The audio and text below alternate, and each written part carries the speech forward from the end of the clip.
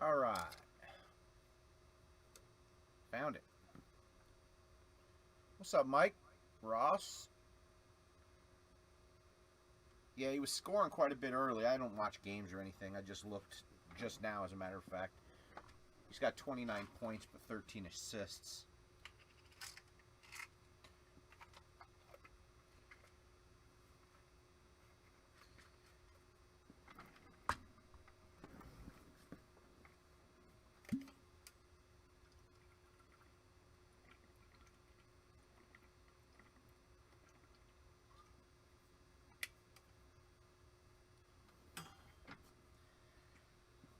All right, everybody.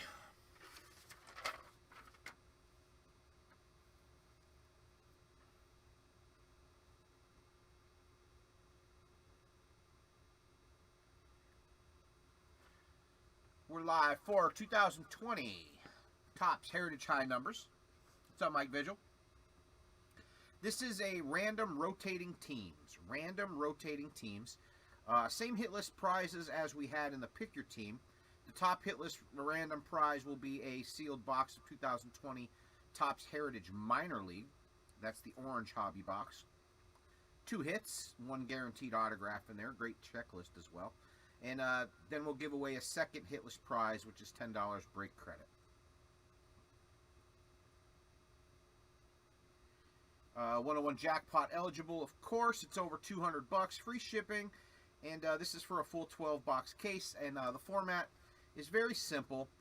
You'll get 3 different random teams. It is possible, because it's a straight random, that you can end up with the same team more than once. Hopefully that doesn't happen for anybody. But we'll run on a normal random to start off with, and then we'll open 4 boxes, and then I'll click the random one more time.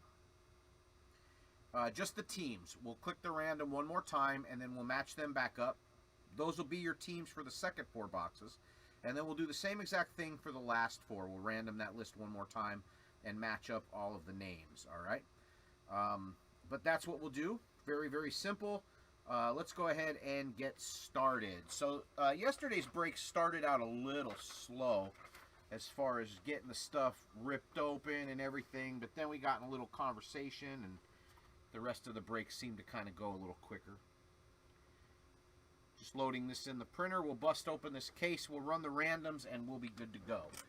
All right, let me open up this case.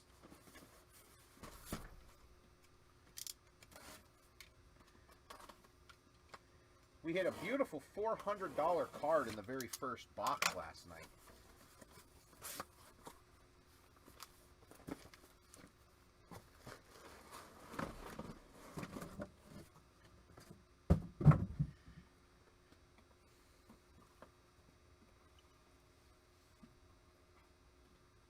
See if we can get that same kind of luck tonight.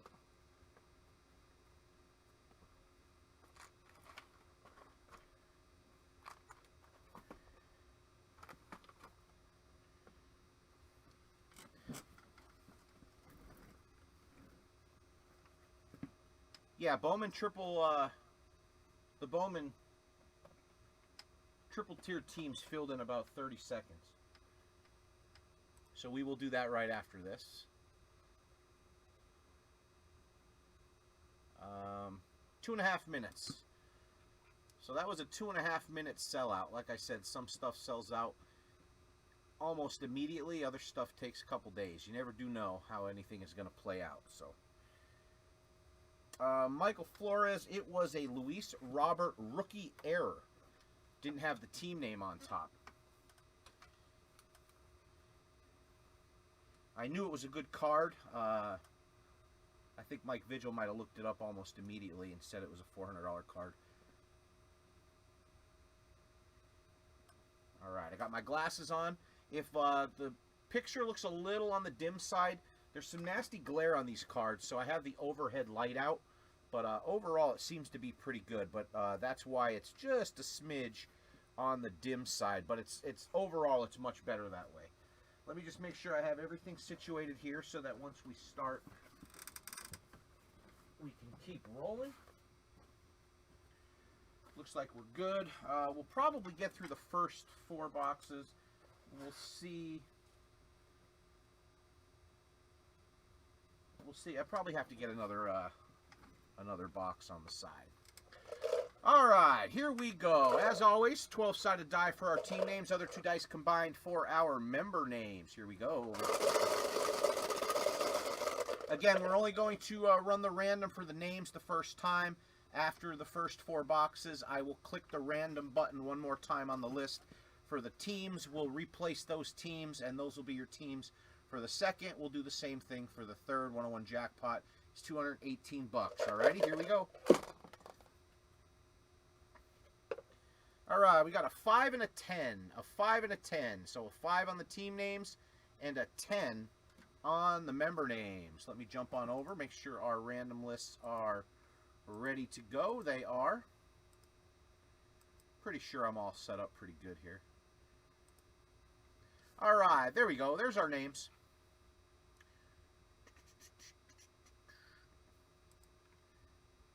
There is our teams. All right, teams first, 5 times. 1, 2, 3, 4,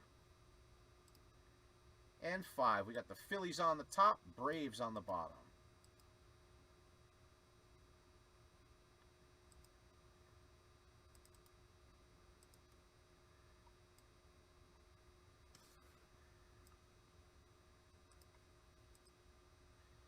And 10 times on the names. 1, 2, 3, 4, 5, 6, 7, 8, 9, and there is 10. We got Ms. Michelle on the top, Daniel Harvey on the bottom.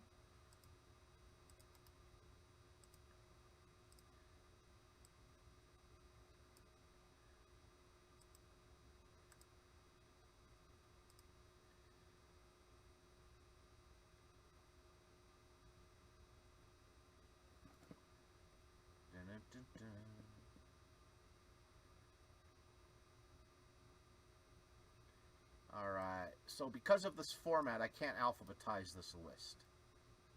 But I will list it in the main page. So pay attention to your names when I call them off.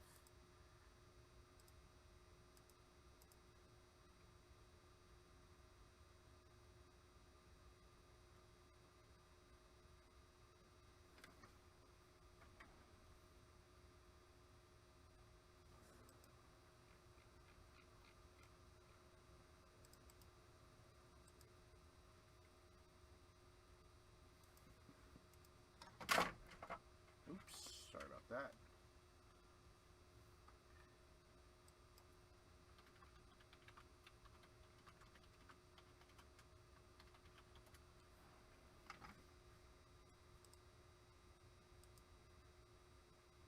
What is going on? Keep hitting the wrong damn buttons. There we go. Alright, we're good now. Let me just print this out.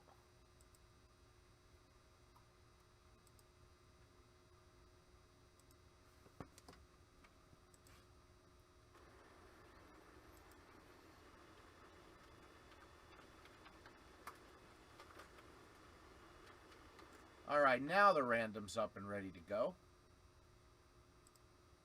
First 4 boxes.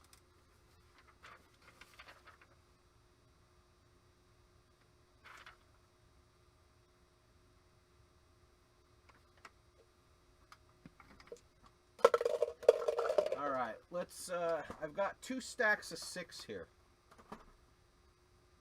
Alright, I'm going to roll the dice.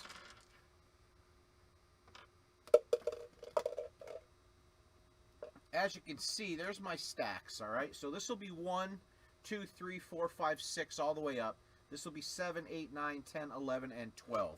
I'll roll the die. Wherever that hits, that'll be number 1, and we'll work from the bottom up. So if we hit a 3, we'll go right to this box, and then we'll do 1, 2, 3, and 4, and then basically work by number. That'll be the way we random our boxes, okay? Alright, and it is a 3. How about that? It's a 3. So let me see here. We've got 1, 2, 3, 4, 5, 6, 7, 8, 9, 10, 11, and 12. All right, there's all the boxes numbered. That is the way we will break them, 1 through 12. All right.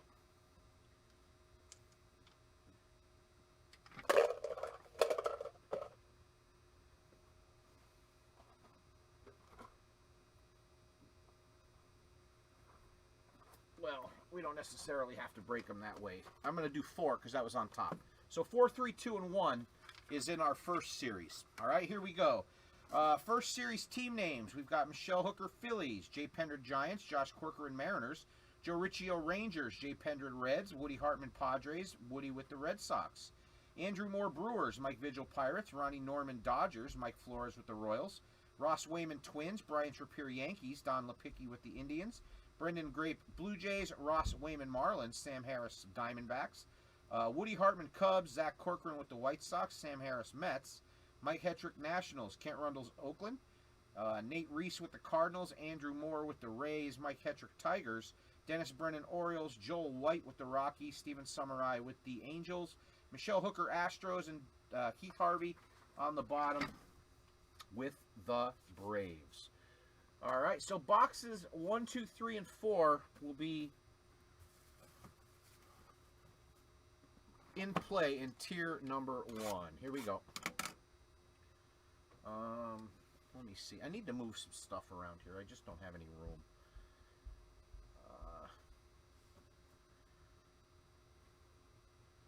Let me see.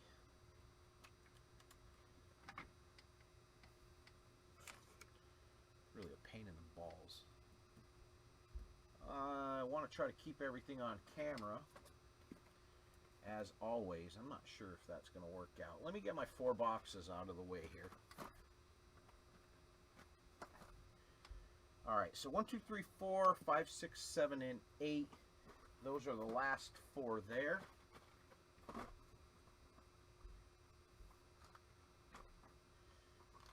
We'll put these up here.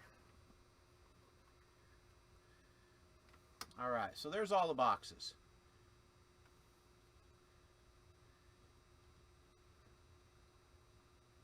And these are our 4.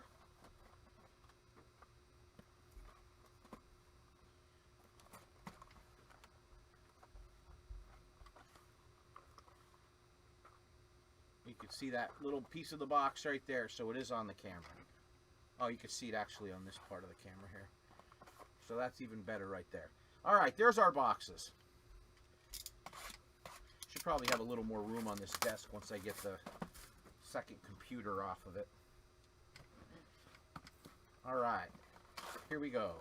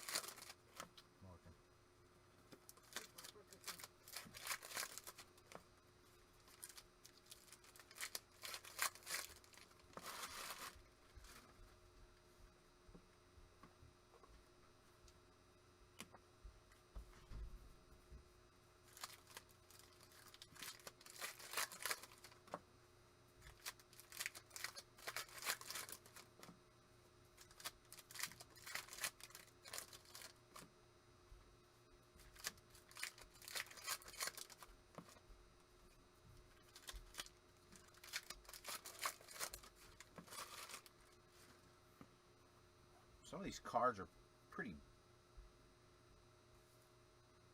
beat. They're the same, Mike. Some of these cards are the corners. They're just wrapping them a little too tight. See some of them, how they're kind of folded? I mean, they're not horrible, but you can see one or two that are kind of bad. All right, here we go. So this is section number 1. Section number 1.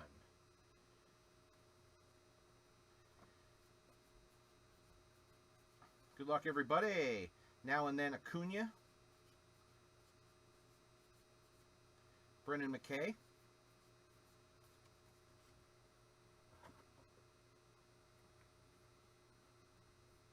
We did have several boxes yesterday. Jordan, rookie performer. We did have several boxes yesterday that had multiple hits in them. Maybe we'll have some more today. Very nice. Gleyber Torres, pinstripe jersey.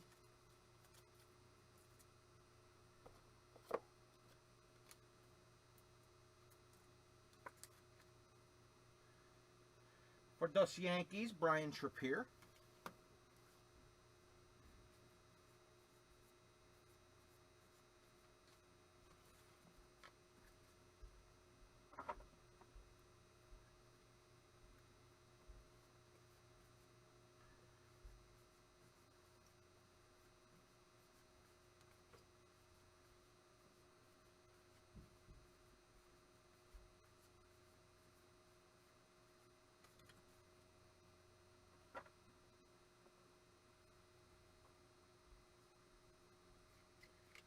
All right, we've got an SP here.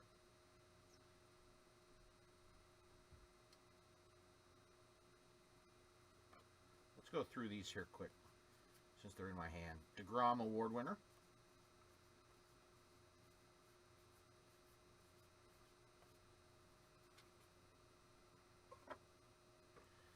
All right, so it is a Didi Gregorius for the Phillies.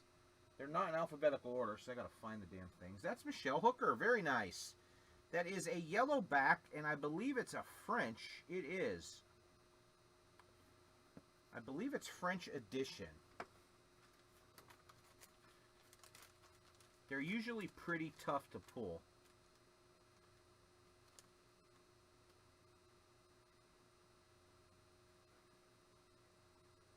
Guys and gals, when you get your cards, make sure you double check every card. There's certain errors and variations that stick right out, and then there's some that don't. But we do check all the backs of the cards as well, and they do usually have them listed.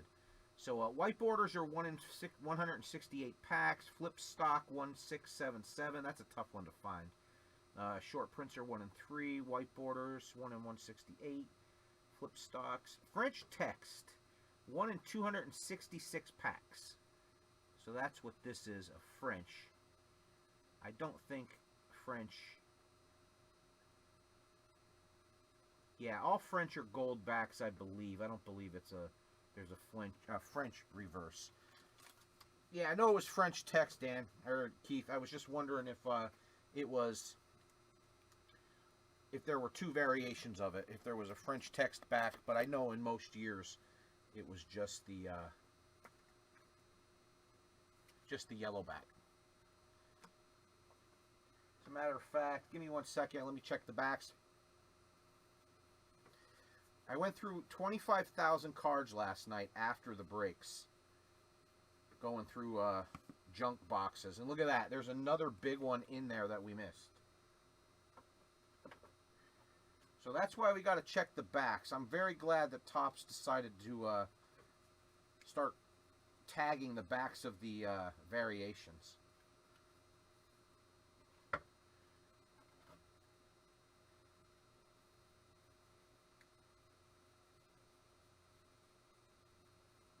So 2 cases in a row, we've hit a silver.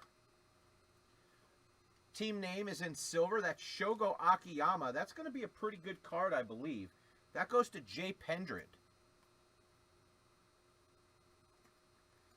Same yellow back, right, Keith? So another nice hit there.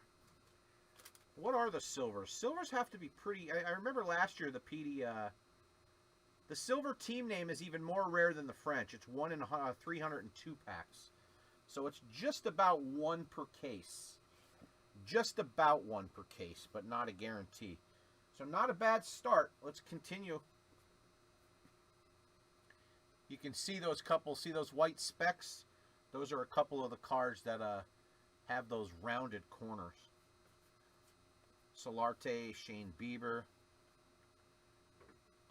Looks like we're getting glare again.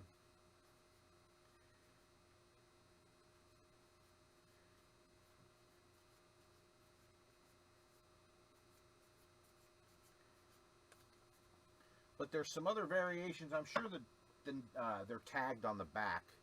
Although French is in, is it? Kind of no, because it says French.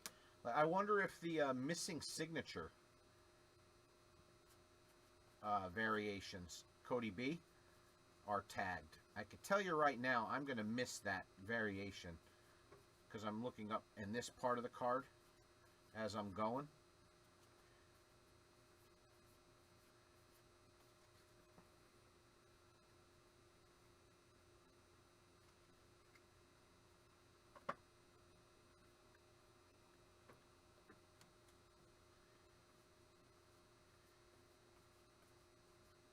Yeah, error is on there. We pulled an error yesterday. There's Shogo again. It does say error.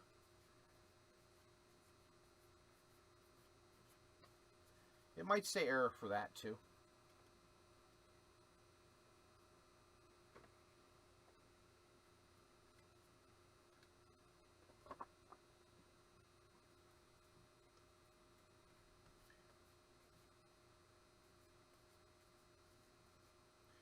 Will Smith, walk-off, Lubob.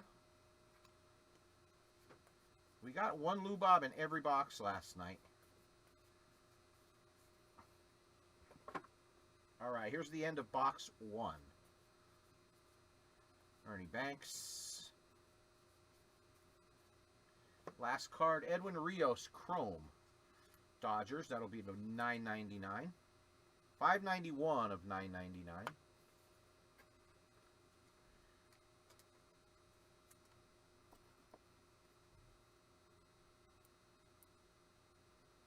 Yeah, it might say error on all of them. Makes sense.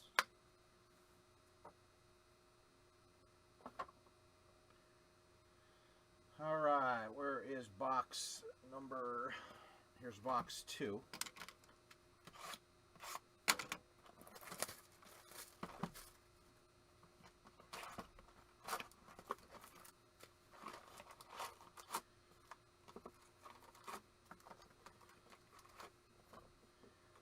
You can kind of tell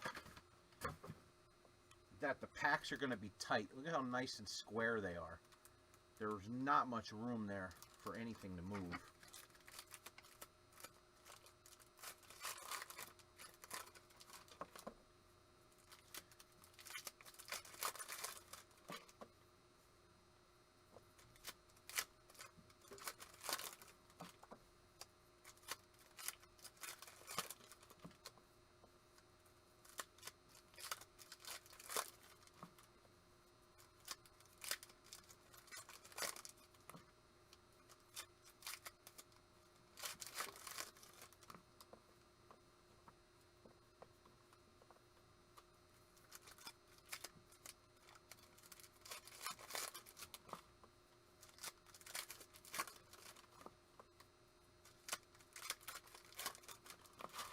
If only these opened as easy as Bowman's Best. I know I said that yesterday.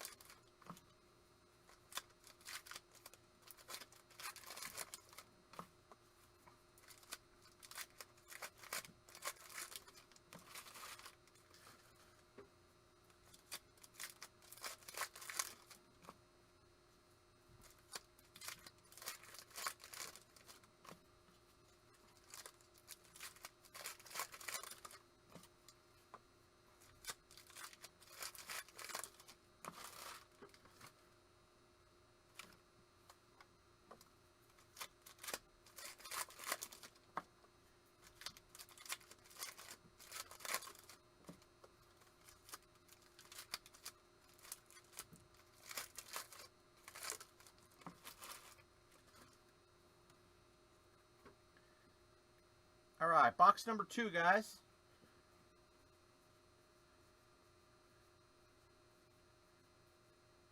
Strasburg.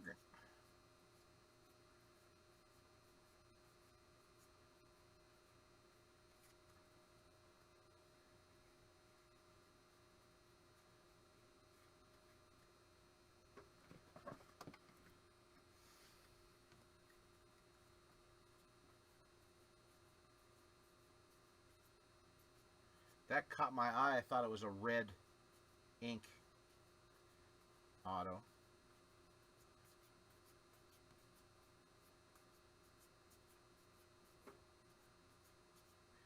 Kwang.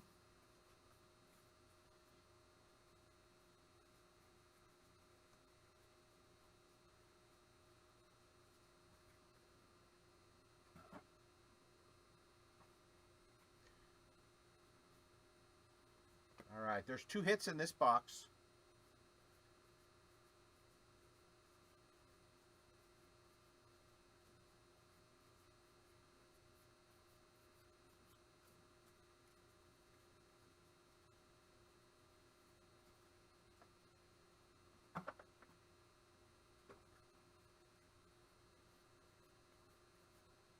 Mike Trout Award winner.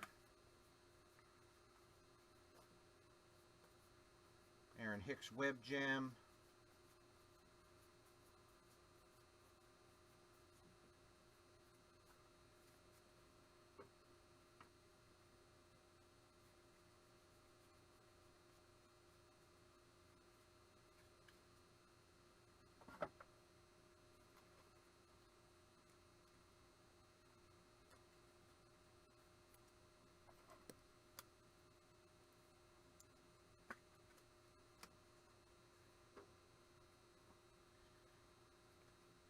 Alex Verdugo refractor.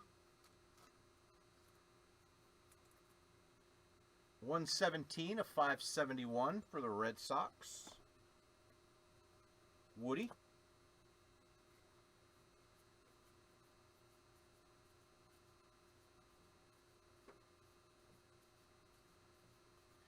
What is love? Baby, don't hurt me. No more.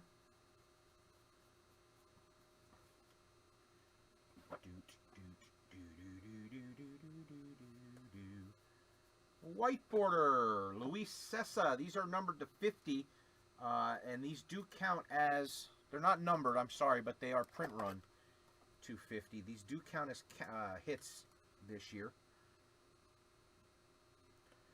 Nice Cessa for Brian Trappier.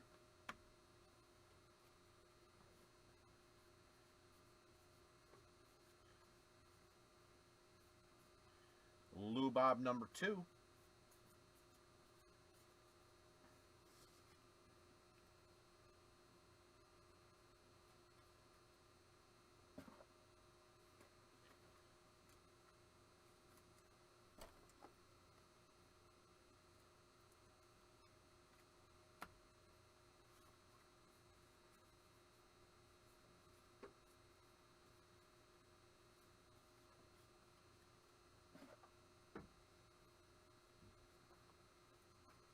All right, Paulie Goldschmidt.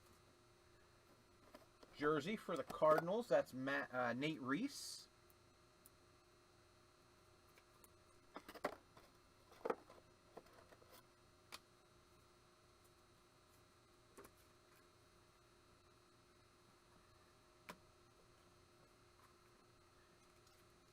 Albert Almora for the Cubs. That's Woody. Neither are numbered.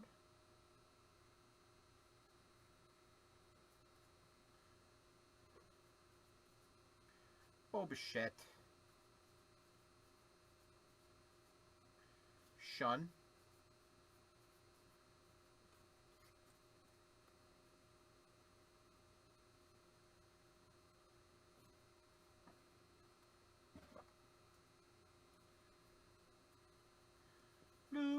Lou Barbarino.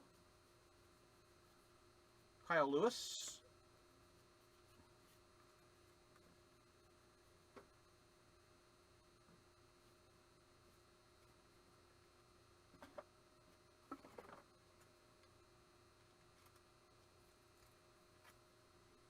All right, here's the end of box number 2. Mallex Smith. Let's play 2.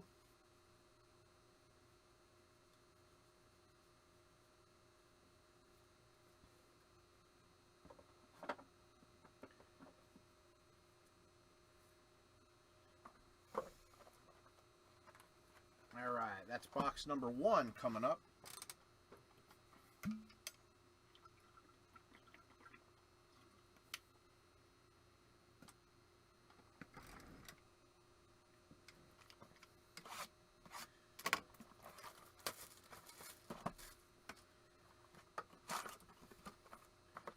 So 3 boxes, 3 greatest moments box toppers.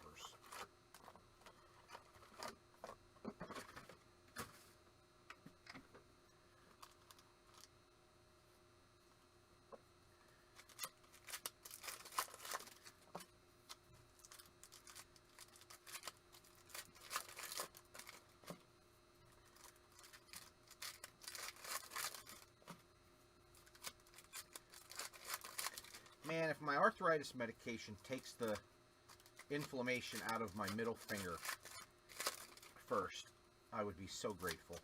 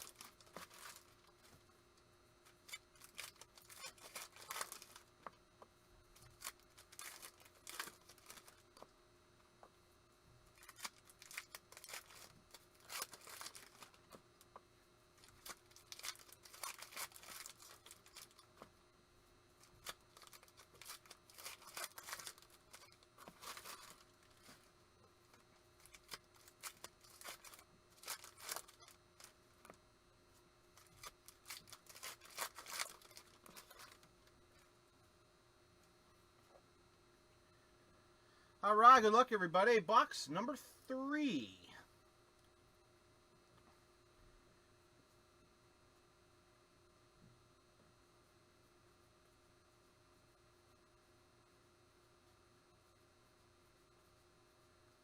And Duhar. Lubob. There's an action variation. Yasiel Puig.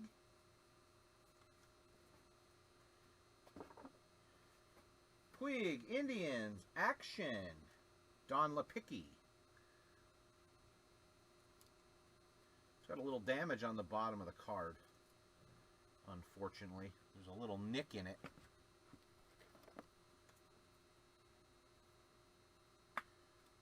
We didn't have an error card yet, Mike. We had a silver.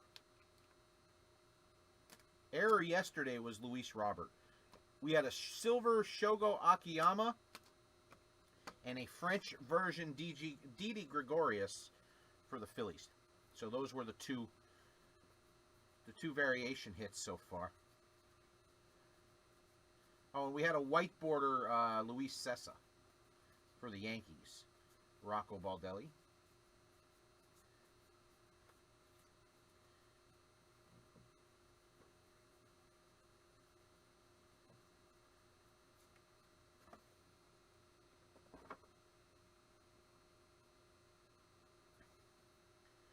Oh, nice. Gold. Nolan Arenado, gold jersey, 74 of 99. That is hand numbered. And that is the Colorado Rockies. And that is going to go to Joel White.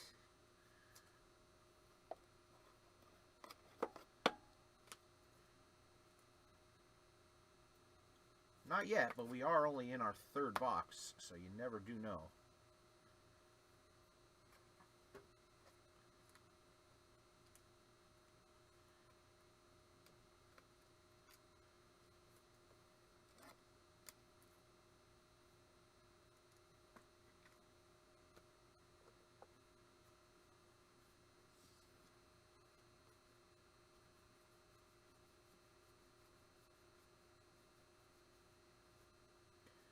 Ohtani. I do know that the box, or the case last night, the hot box was trash. There was no good names in any of the purple refractors.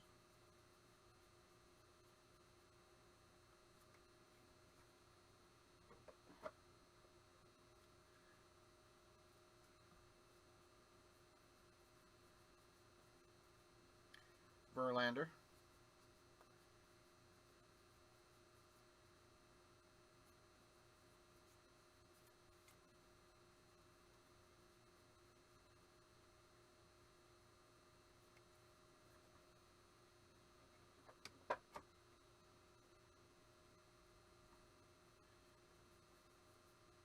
Ernie Banks. If you're a Cubs fan, that'll be a nice little set to get a hold of.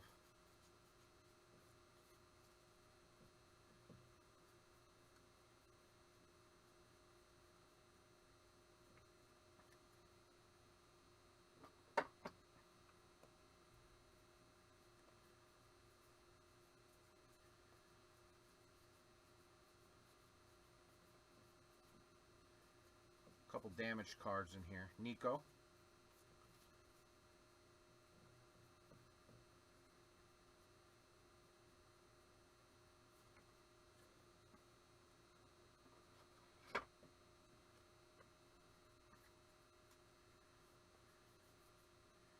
Tatsugo.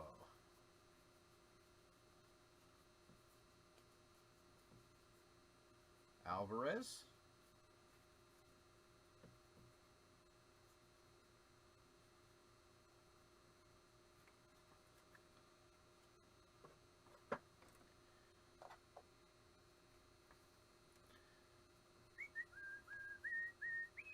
Ben Zobrist, chrome for the Cubs.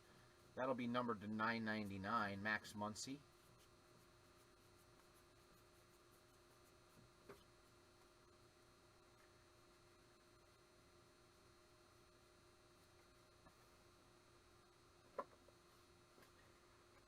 For the Cubs, Woody. 872 of 999. That'd be a pretty nice set to try to put together. The chrome heritage. That'd be a tough go, though.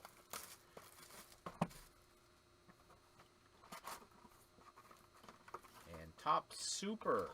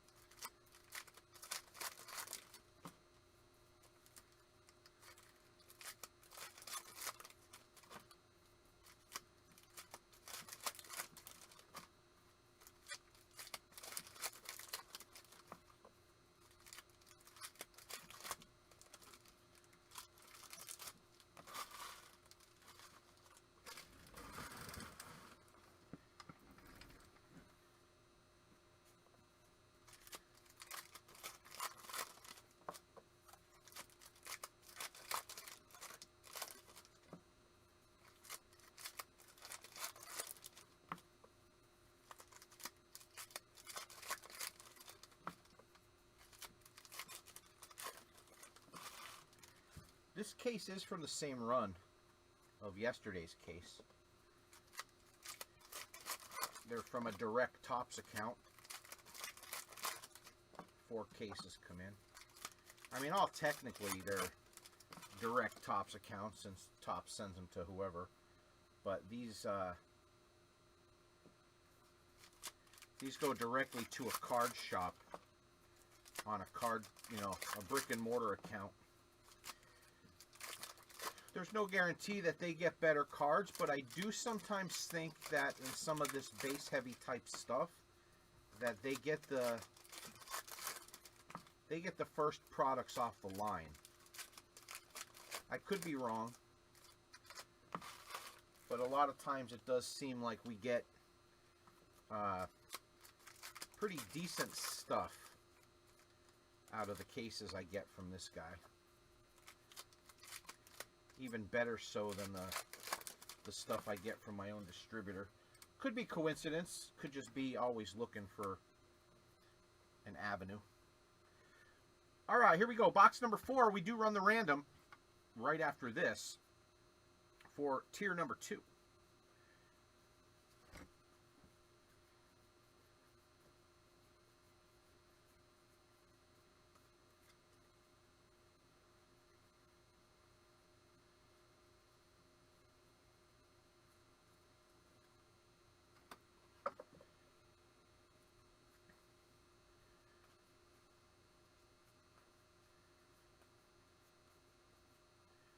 Rocco Baldelli.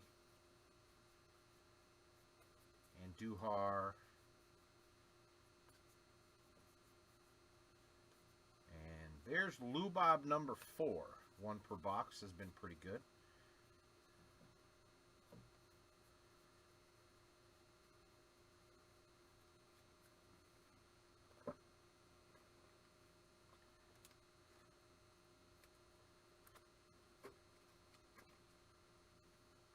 Mike Vigil, you're pretty good. I know you're pretty up on pricing. Will you do me a favor? Look on eBay real quick. See what these base Luis Roberts are going for currently. What they're actually selling for. Our first hit is a yellow jersey Kevin Kiermaier for the Tampa Bay Rays. And that is Andrew Moore.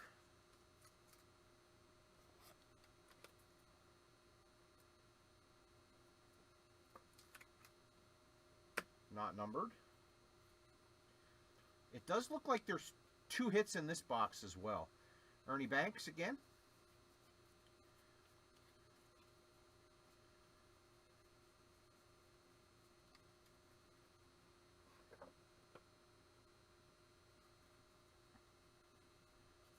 Gavin Lux.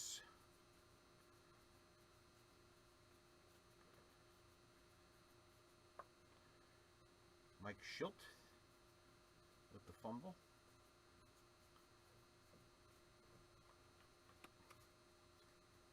No autos yet, Brian. We did have a silver for the Reds. You did get a white border Luis Cessa for the Yankees. I believe you have the Yankees. Yep. So you did have a hit in this round. I'll be doing a hit recap for the first 4 right after this box, so I can keep track of the hits for Hitless.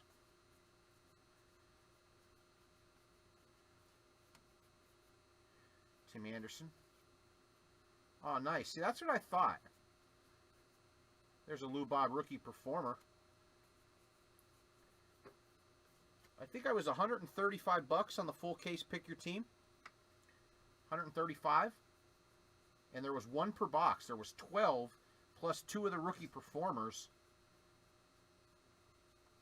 White Sox definitely underpriced in this full case, the full case pick your team that we did. And here's number 2, right on cue for Brian Trappier. Right on cue, DJ LeMahieu. Pinstripe game use. So that's our second box with multiple hits. Not numbered. Nice nonetheless.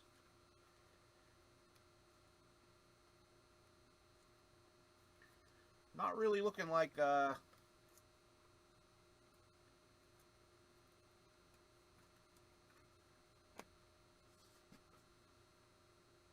he's a slam dunk to go back to New York, LeMahieu.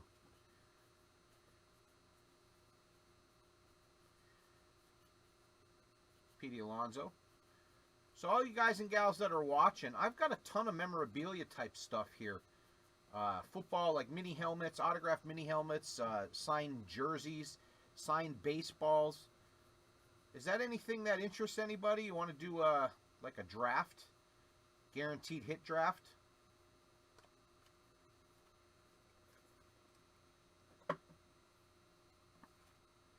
And there's a Shogo action, so the Reds with two nice Shogo variations, an action and a silver. And that's Jay Pendred. I could throw in some cool cards or something as well. Maybe we'll see if we can get something off the ground.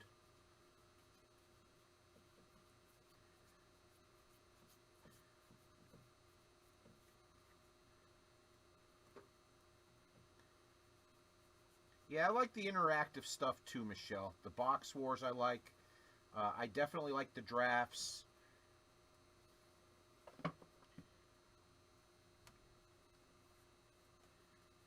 I'll have to work on something.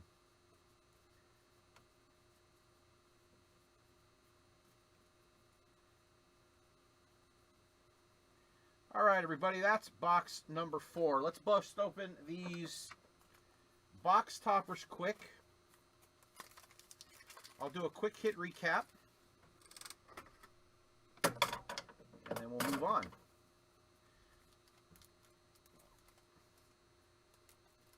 I could probably, I mean, they're so expensive, Zach. I could probably, I mean, I have a, I'm not sure if you saw the list. I bought tons of Trae Young last year, right before the bubble started, when everybody was all over Luka and everybody else. Kind of forgot about Trae. I took a shot on Trae. It's panning out so far.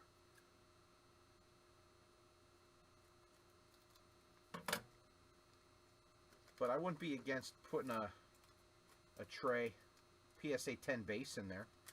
The problem is that card alone is $800 and going up daily.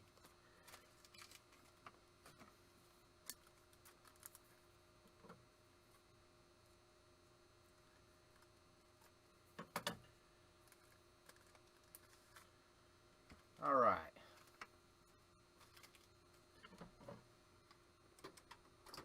Here's our box toppers. Oh, autograph, Keston Yora. Kaboom. Very nice. So we did have an autograph, and it came out of the Super, and that is the Brewers, and that goes to Andrew Moore. It's only genius, Zach, when it works out, brother. I lost over $6,000 on Topps Project 2020.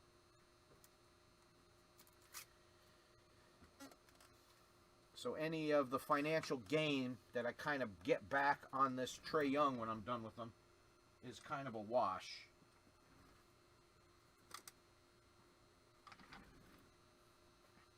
All right, then we've got Mookie Betts, Red Sox, Willie Stargell, Pirates, and Aquino for the Reds.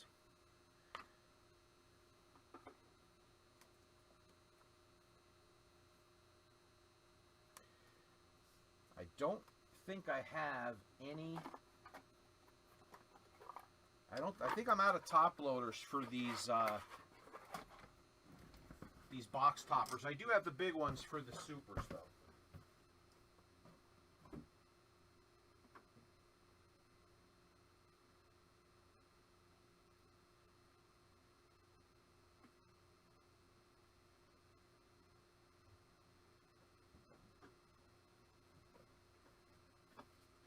I'll have to order some 3x5s on my next order.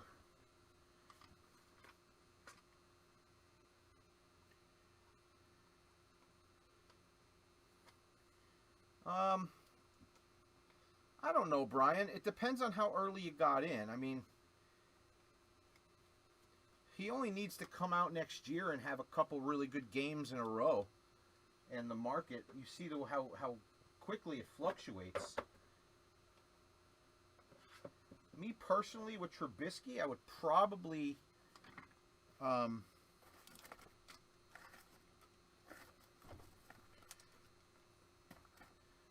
would probably wait, just kind of see if something good happens where, like I said, he has a couple really good games in a row.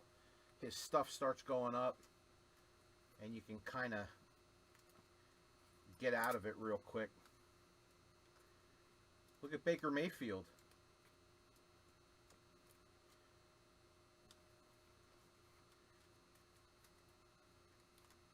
Me personally, I think Joe Burrow is a buy right now. Same with Ja Morant. I think once those new types of investors come into the group, come into the hobby, they immediately bail on people if they get hurt, that sort of thing. And then you see that their stuff dips. I think that's a good time to buy some of that stuff. And to be quite honest, like, I am far from knowledgeable when it comes to making good decisions on prospecting and whatever. I actually went in on that Trae Young stuff after I lost my ass on the Project 2020. So I was looking for something just to gamble on and hopefully that it would work out. And there were several times that I almost bailed because I think I'm in for about 300 a piece on the PSA 10 base, and they went up to like $600 and some almost immediately, and I didn't sell any, and then they came back down to like 400, and then they kind of stayed there for a while, and I was like, ah, man, these are going to dip again, I should get out now. And then I just waited until the season started, and now they're like over 800 a piece. So you never know, like, when's the ceiling? Like, you know, if you wait too long, they dip and then you can't move them. It's rough, and I'm not a huge basketball fan, so it's rough. I've been moving some of that stuff for some really nice vintage stuff, because I don't think the vintage will ever go down again. The new stuff is so volatile. But let's get to the series number 2 here. Let's do this hit recap quick. We got Shogo Action. We had rookie performers Luis Robert. For the Yankees, our first hit was Brian Trippier. That's a pinstripe DJ LeMahieu. Kevin Kiermaier, Tampa Bay Rays, Andrew Moore. Same thing with my Prism hobby basketball boxes. I dumped them too early. We couldn't, believe it or not, we couldn't fill them in the break in the group here when they were like $450 a box, and I sat on them and waited and waited and waited, and I ended up selling them off. I needed money to pay for Bowman, so I traded them off basically at, I think where they were $1,900 a box, and they're up to like $3,600 or $3,800 a box now. It's ridiculous. Definitely overpriced. How could you sell that stuff, you know, at those prices for breaks or whatever? So there's Lou Bob number 1. Lou Bob number 2. For the Rockies, Joel White with a nice gold Nolan Arenado jersey relic. Would be much nicer if it had a pinstripe on it, especially being a gold, but that's hand numbered 74 of 99. Yossi Puig, action for the Indians. For the Cubs, that is Woody. This is Albert Almora jersey relic. For the Cardinals, where are we at? That's Nate Reese. Jersey relic Goldschmidt. Lou Bob number 3. There's a nice Luis Cessa white border. Brian Trippier. These are hits in this year's product, even though they're not numbered. I did designate that in the comments. There's a Mike Trout award winner. That's not a hit. Lou Bob number 4.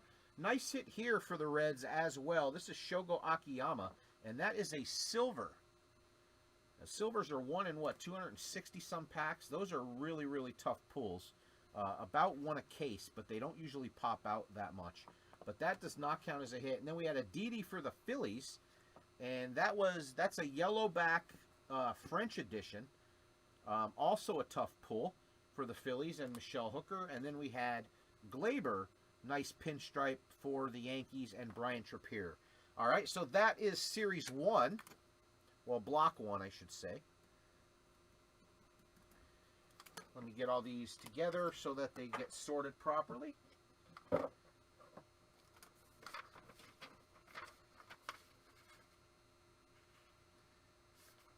It's never a mistake, Brian, until, you know, it's like Rob Refsnyder. That was my mistake. I invested heavily in Rob Refsnyder instead of Aaron Judge back in the day. How about that?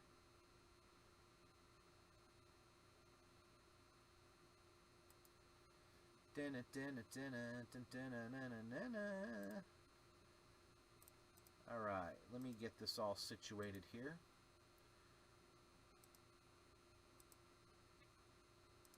All right, so here is our team random. We're going to random that one more time. There we go. We've got the Tigers on top. Braves on the bottom.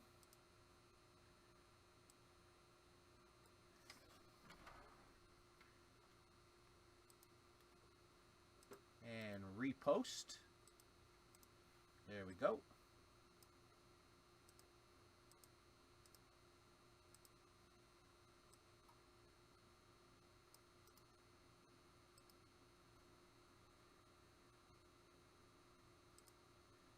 All right, I'll post this on the main page, read them off, and we'll get started right back up.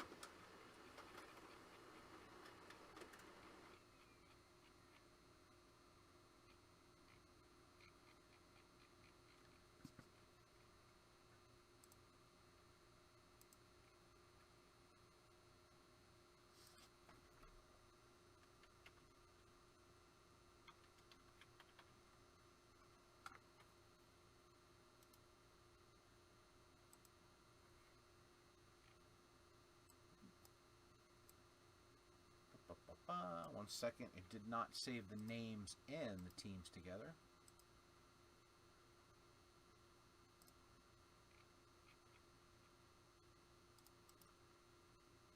There we go. All right, second four are posted.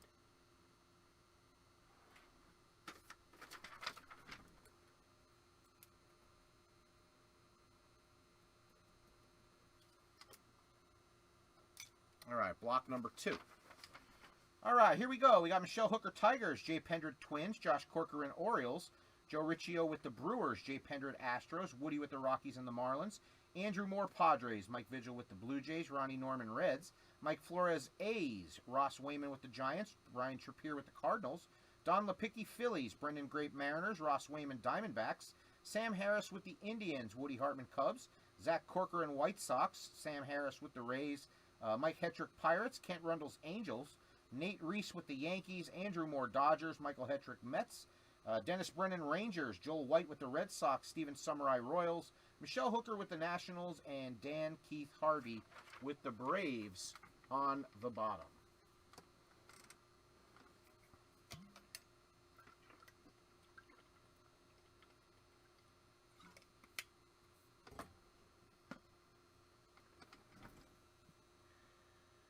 All right, boxes 5, 6, 7, and 8 are numbered. There's box 6.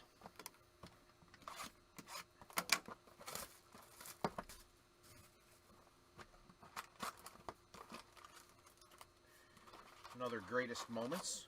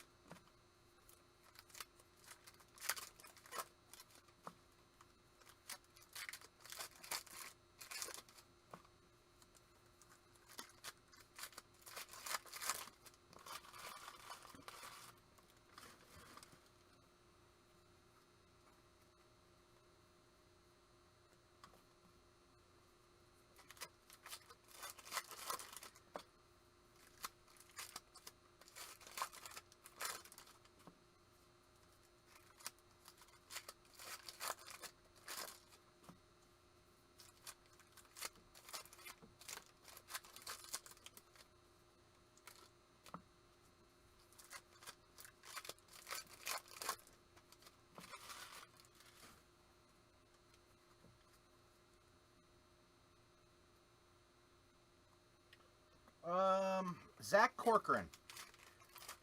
Reach out to Jeff Minnick.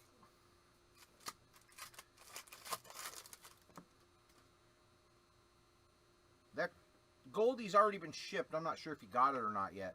But reach out to Jeff Minnick. You know what? It's funny that I just said that. He just sent me a text. Let me ask him if he's interested. Give me a second here.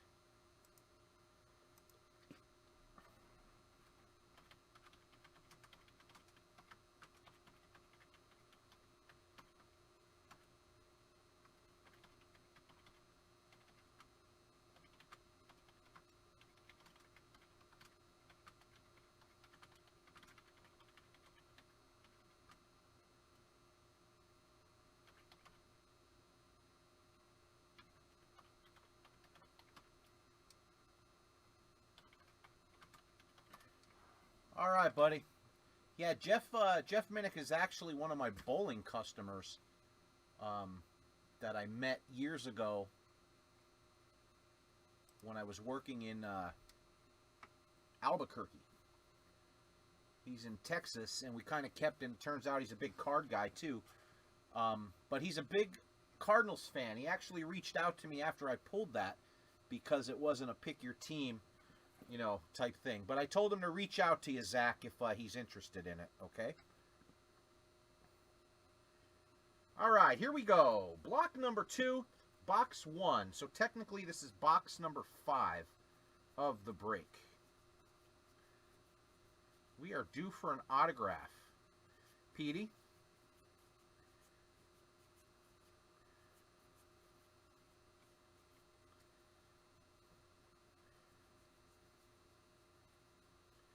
If you know how much you want for it, Zach, you could private message me. I could forward it over to you. Or for you.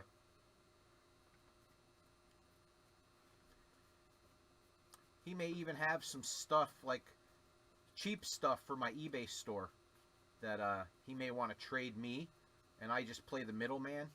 Basically, he would trade me that stuff, and I would pay you. So if he's interested, I'm sure we can get it done.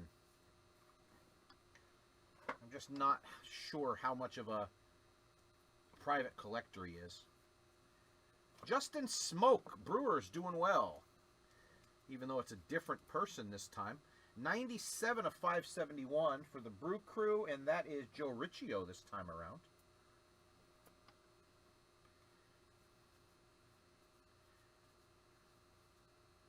DeGrom.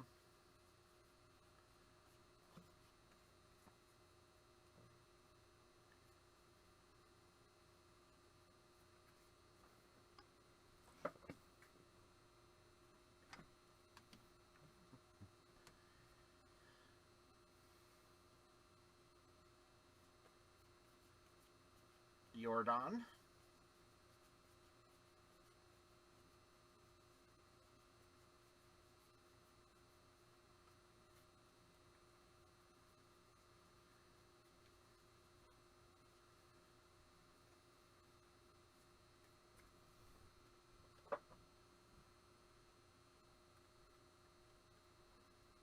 If anybody's interested in any Trae Young stuff, I'm currently trading, looking for like vintage GOAT type people. Dr. J, Jordan, Gretzky, that sort of stuff. Graded, of course. Doesn't have to be high grade.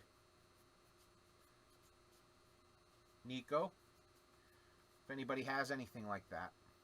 I'm not even sure, Zach. Paul Goldschmidt's a very tough one. He's such a good player, but he doesn't have huge market value. There's a couple people that are like that. I mean, even a guy like Juan Soto is so underpriced. That's a tough one. There's another white border. Sheldon Noisy for the Oakland A's, Michael Flores.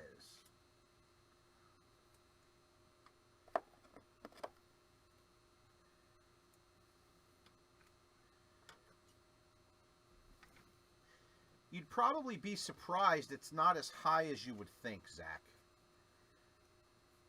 Let's start over on this pile.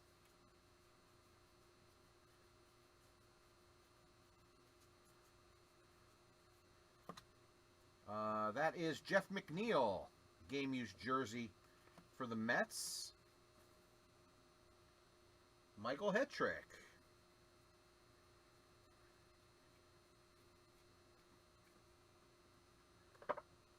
Mike Hetrick, are you watching right now? If you're watching, drop a little hello or something in the chat.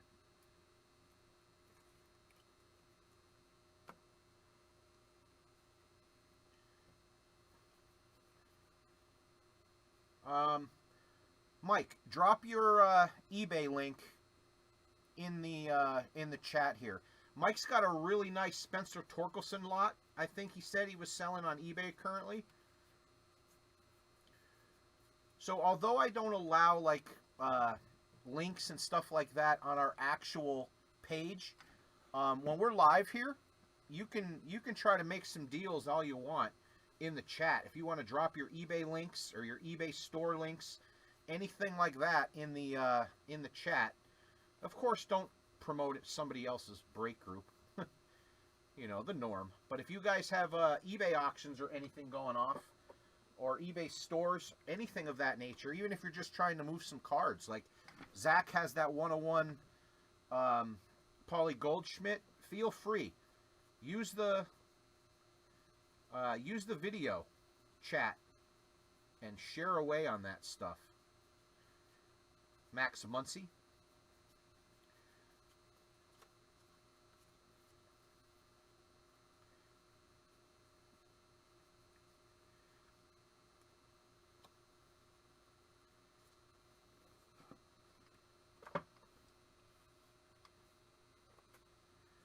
Dallas Keuchel was an action variation for the White Sox. Who has the White Sox this block? Zach Corcoran. And that was the first box that we didn't have a Luis Robert. I know I didn't miss one. All right, there's box 5. Technically box 6 of the break. Box 2 of block number 2.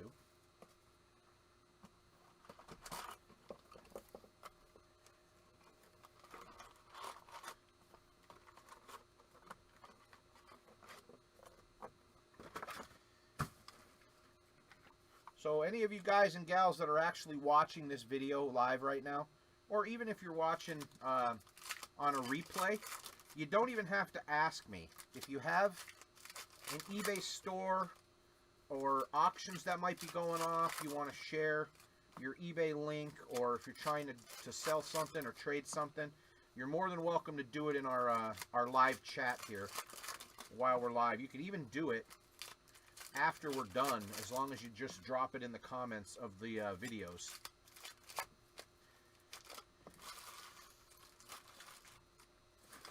I tried to start like an LCS, like a local card shop group, buy sell trade group connected to ours, for you to try to sell your hits and that sort of thing. I may actually open up our group to that. The problem is I have to keep... You couldn't imagine the people that try to drop promotions to other groups and all kind of stupid crap and spam that get into the group. And I do a pretty good job of vetting before I let anybody in our group. Like, they've got to be either recommended, they have to be a member of the Real, you know, for me to just automatically let them in. If not, I go in, I look at their profiles, make sure that they're not looking to come into the group to do anything, you know, shady. So I have to keep those, I have to keep the comments, I have to check them. So it kind of gets, it wouldn't be easy for me to allow people to, like on an off day, if I'm not going to break, allow people to try to buy and sell on the group that day.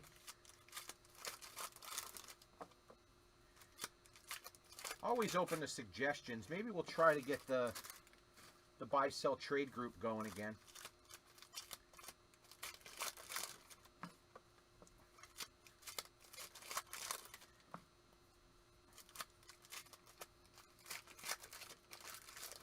All right, Zach, he said he's not interested. He has one from last year. All right, so there's Mike's eBay. You can go and check out his Torkelson auction. Place a bid if you're a Torkelson guy, and then check out his other auctions.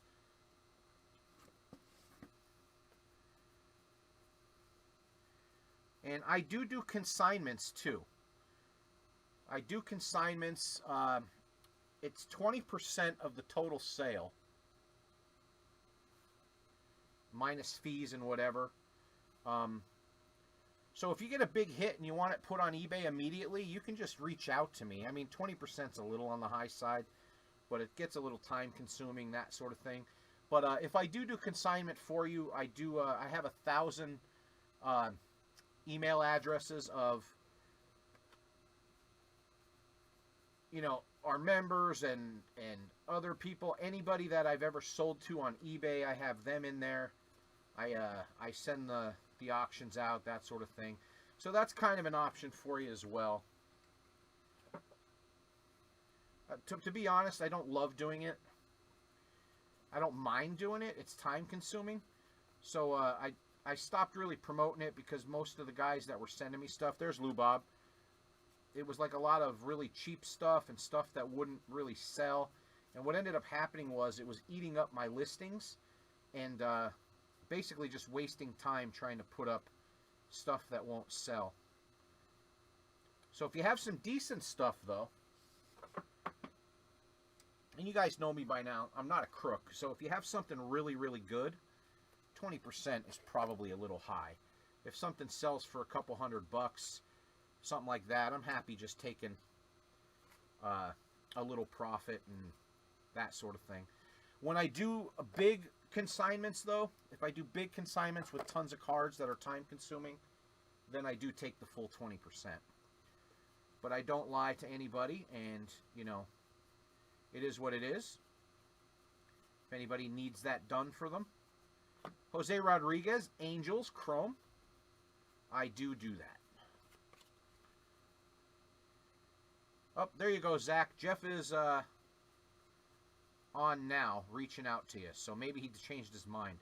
Like I said, if Jeff has a lot of like smaller, cheaper stuff, like $2 to $10, $2 to $20 cards that he's trying to dump off, $745 of $999, Jose Rodriguez for the Angels.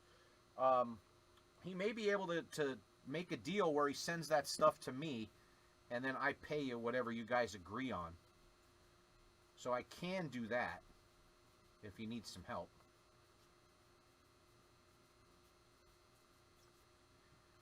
I know Jeff breaks quite a bit. He probably accumulates a lot of that stuff.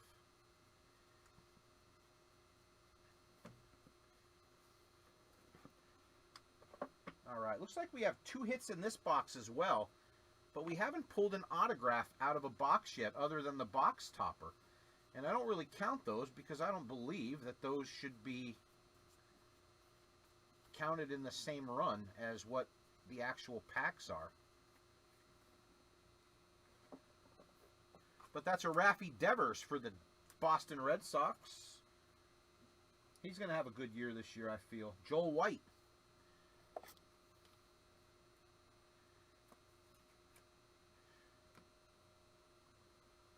Also, guys, I do buy up stuff. Of course, a little bit more when I have the finances, but I do buy stuff up. So if you have, like, lots, if you break a lot and you have lots of stuff, you know, if the price is right and it's worth it for me to take a chance on, I'll definitely buy lots up. So feel free to private message me. And it could be anything, as long as it's something I could possibly, you know, just take the time and dump in my eBay store. I'm always looking for some inventory. I just purchased 1 million cards.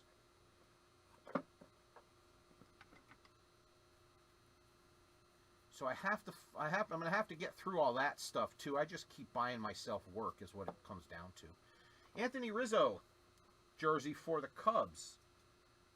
Woody Hartman, but I made a big purchase off this person. It's actually a card shop. I made a big purchase off this shop about 4 years ago, 5 years ago. It was about the third of the size. It's mostly commons and junk, but there's a lot of decent stuff in there. And when I say decent, like, it's been cherry picked. Anything big is gone. But the price is usually right. If if you have the time to put the work in. Problem is, this is all I do now, so I'm always looking for stuff. Bo Bichette.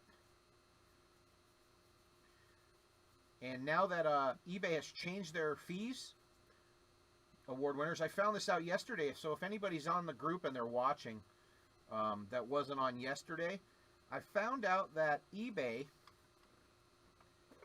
if you do this as a big hustle, and you have an eBay store, their anchor store, and I'm no spokesman for eBay, but I think it's really, really good and important to know how you can maximize.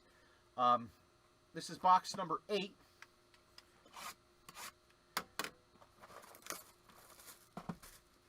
Box number 7 of the break. Box number 3, and that's a super baseball. Box number 3 of block number 2.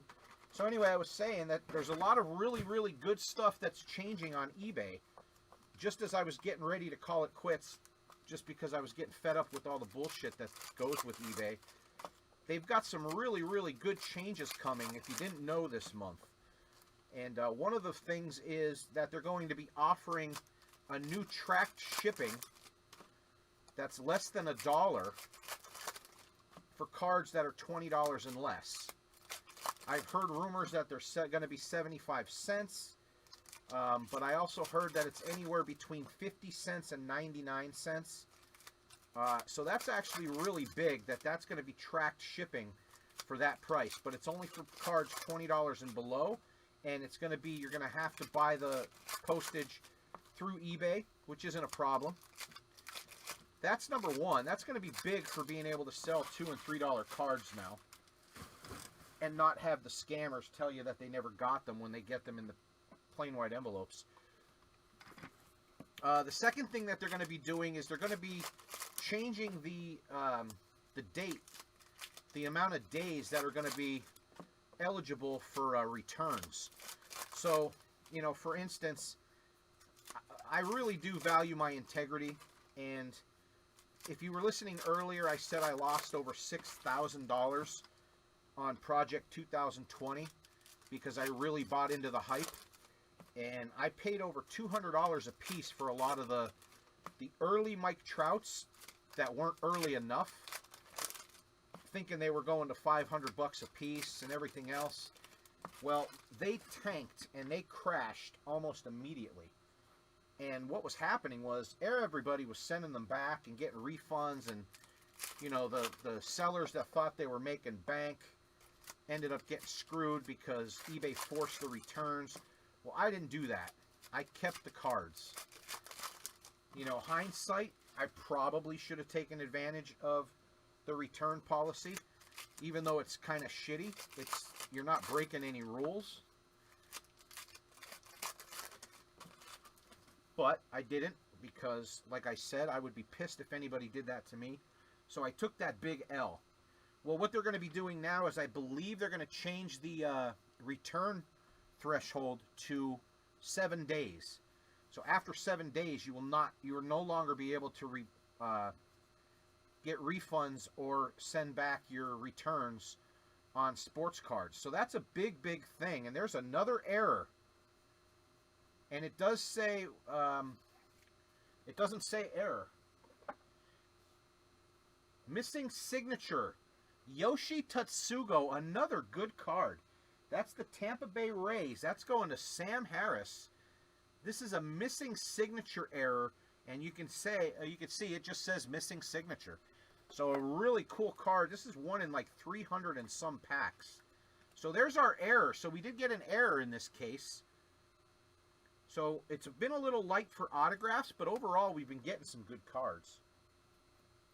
So they're changing. So again, eBay is changing that to 7 days, is what I heard. Rookie Performers Lubop, which is really big.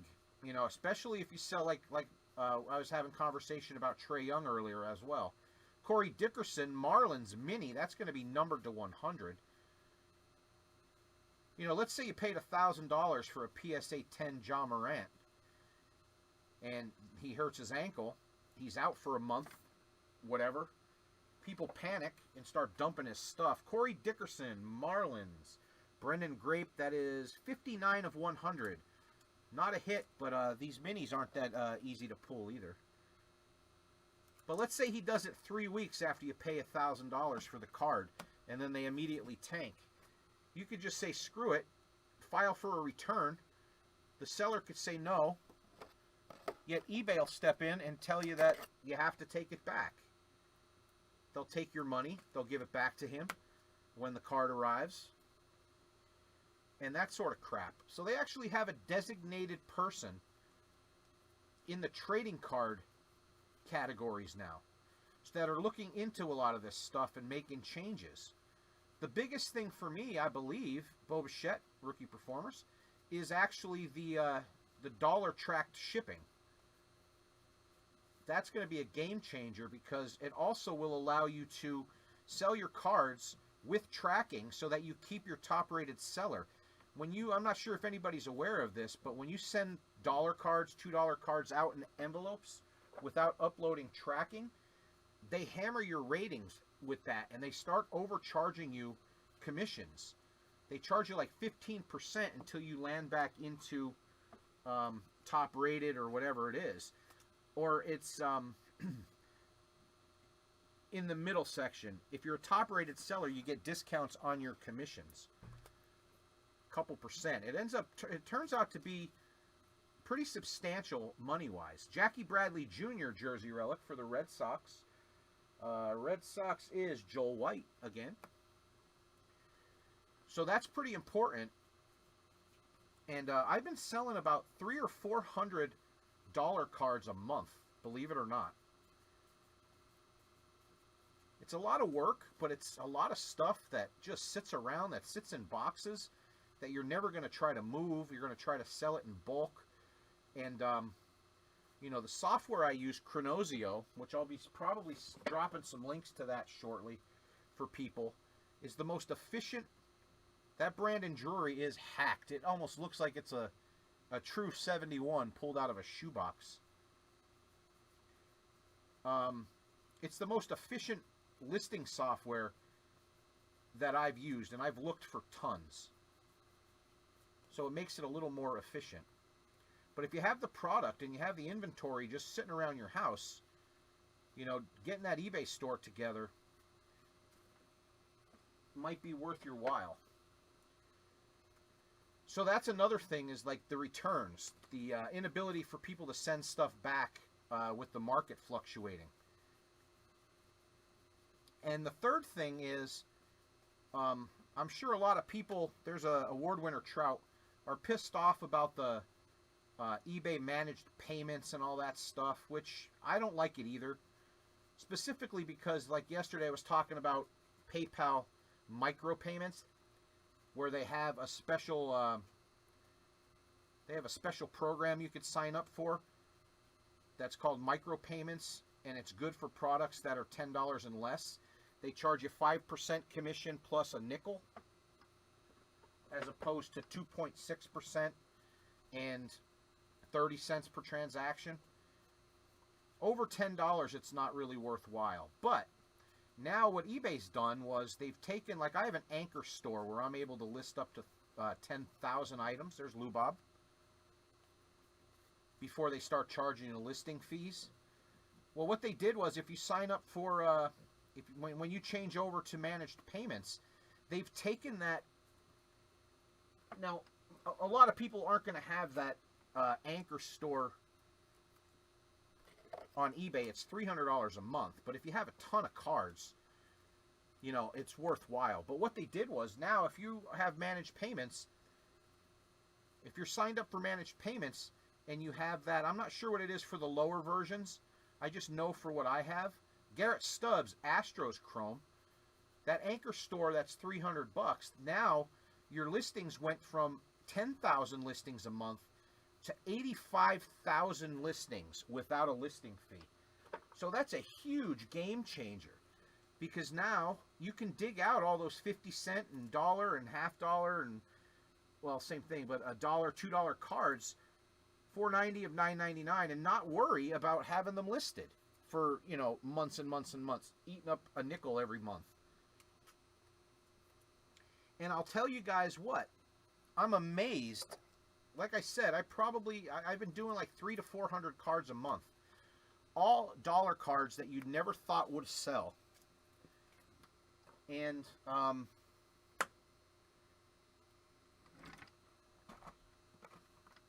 what I did was, and here's box number, where's that writing? Box number 7. So this is the last box of tier number 2. So what I was saying was that what I did was I went through and I calculated down to the penny. I'm talking every single penny of what it costs to sell a dollar card, to actually put $1 in your pocket. From how much it costs for the top loader, to the penny sleeve, the team bag that you use, the piece of paper that you print the invoice out on, the envelope, the stamp, the commission fee, the PayPal fee, every single penny. And I forget the number, what it is exactly, but I believe my number with micropayments and everything was like $1.79 or $1.89 or something like that. After everything was said and done, would put exactly, including the stamp, would put exactly $1 in my pocket. Well, where I screwed up a little bit was I didn't calculate how much the actual eBay store was, which is kind of impossible if I'm paying $300 a month, not knowing how many cards you sell, you know, perfectly. But of course I sell some bigger stuff too to offset that fee. But anyway, that's what I did, and it's amazing how many of those cards that you or I, if we were at a card show, would never pay $1 for. Yet people will pay $2 and $2.50, $3 for these cards, you know, and have them shipped to them.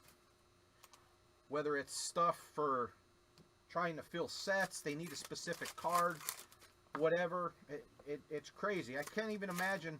I couldn't imagine the amount of, I should say I couldn't fathom the amount of 81 Topps football commons that I ended up selling for $1.99, which ended up putting $1 in my pocket for a quarter card. You know, but if the condition is halfway decent, some people need them for sets. Now, I'm not saying put every common you have up, but, you know, when you're dealing with millions of eyes, there's definitely ways to make a couple bucks. Absolutely, Keith. That's what I'm kind of getting at. So if you put that little bit of time in, you know, but that's a big, big thing. Like, you know, that for me, because like when I buy collections, sometimes you get really good stuff. Like it might be cherry picked, where like I just bought 3,000 1972 Topps basketball cards, commons off of a guy, and they're in really, really high grade condition. Well, they're $1, $2 cards, even in common, you know, for commons. Well, if I have 3,000 of them, there's Lou Bob right off the bat. I mean, I've got to list them up. People are going to buy them over time. They're not going to, you know, sell immediately, but over time they're going to sell.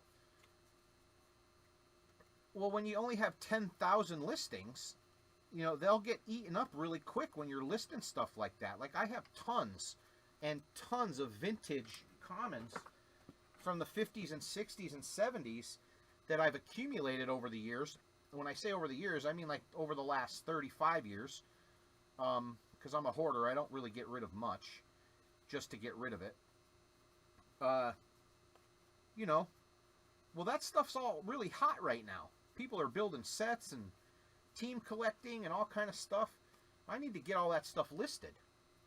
So now having 85,000 listings a month is huge. And it's even more than that because it's 85,000 fixed price listings. And then each month you have, I think it ups to 2,500 auctions maybe. And if you just take a day and do a little bit of work and go in and change, you know, if you're using listing software, it's much easier. You change over a couple hundred. Oh, nice. Luis Tiant. There's our first actual true autograph. Second of the break, but our first auto out of the actual packs.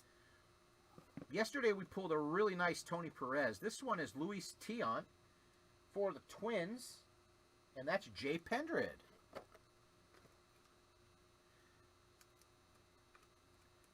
Keith, just be really, really smart, though. Make sure you calculate every penny and every single fee when you're doing dollar cards, so that you're not selling cards for $1 and losing money after you ship them, which I see a lot of people do. Just sit down and just analyze every single expense that goes into selling that one card. See, it's going to be different now because eBay managed payments don't have a micropayment option. So it's going to be, you know, you're going to save a little bit of percentage, but they're going to charge you 30 cents per transaction. There's no way of getting around that.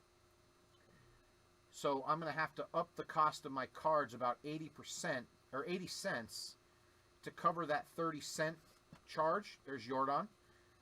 As well as the extra 50 cents to send the tracked shipping. But again, people will pay. There's Justin Smoke Chrome for the Brewers. People will pay, and then especially if you combine shipping, because I believe it's going to be up to 3 ounces, and they're supposed to roll that out this month.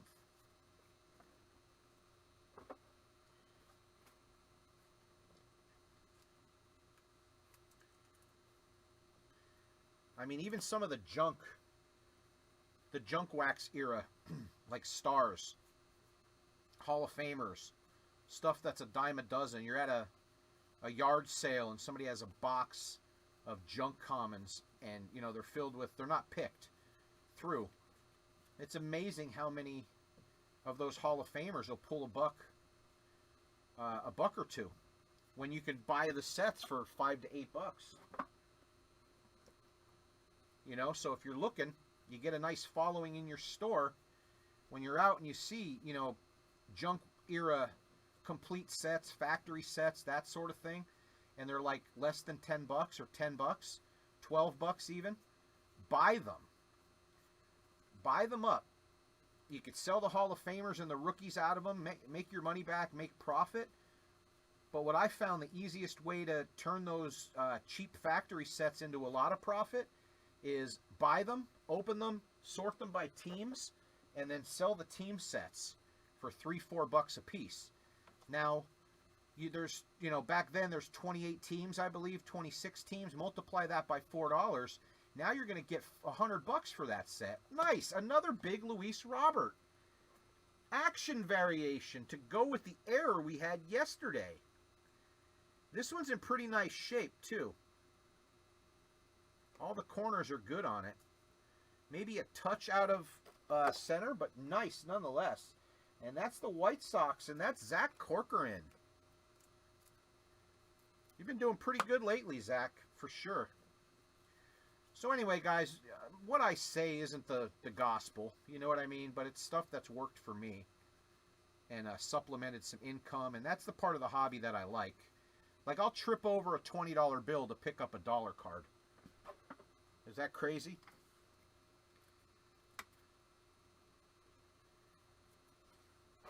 All right, so that's the end of block number 2. That's the end of block number 2. Let's go ahead and do our box toppers. And to my surprise, through 8 boxes, we do not have one of the originals yet. We only pulled 2 yesterday in our case, and it just so happens that it was the same exact card.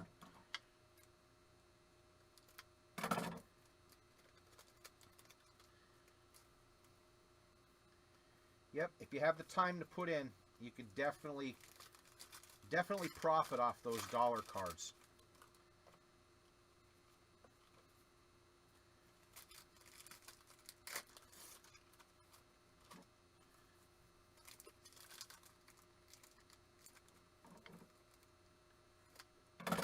Some of these pop right open, some of them don't.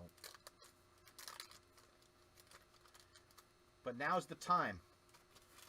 Now's the time. There's so much. And plus, the sports card boom has hit the mainstream. So now, like, news stations are commenting and doing articles on them. And all this new money and these new people are coming in. Well, they don't have junk era wax.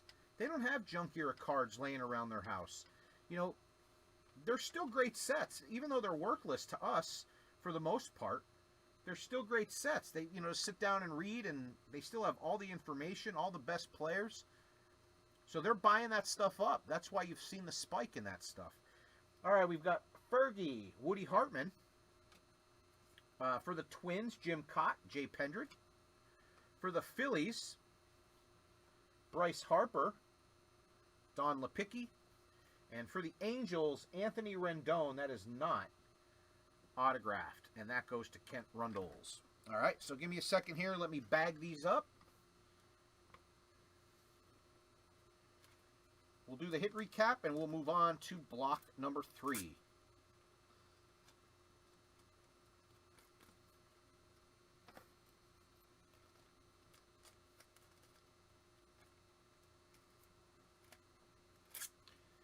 Yep, almost no risk at all there.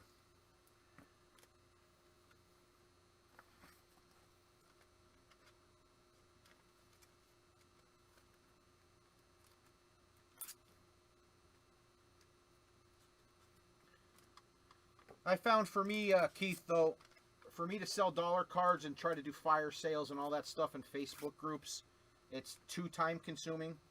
For me, it's easier for me to just dump them on eBay and let them sit.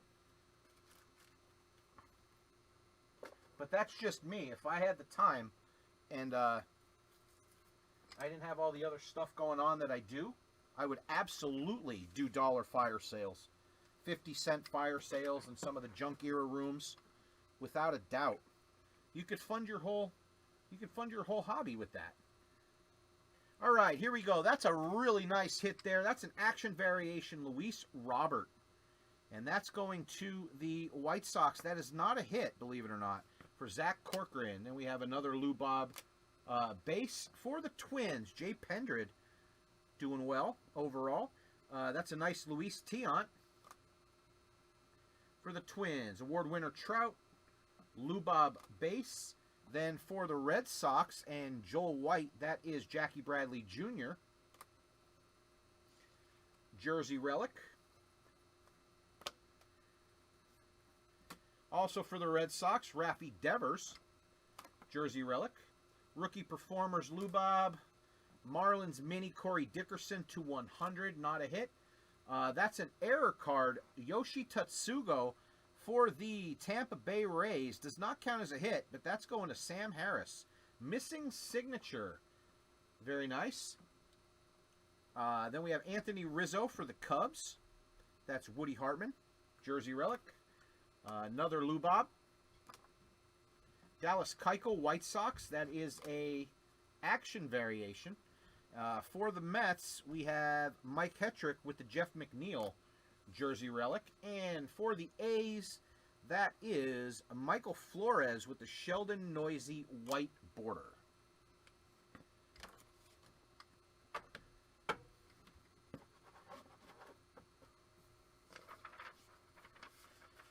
All right, that's block number 2. Last block coming up. I need to get another box. Give me 1 second, everybody.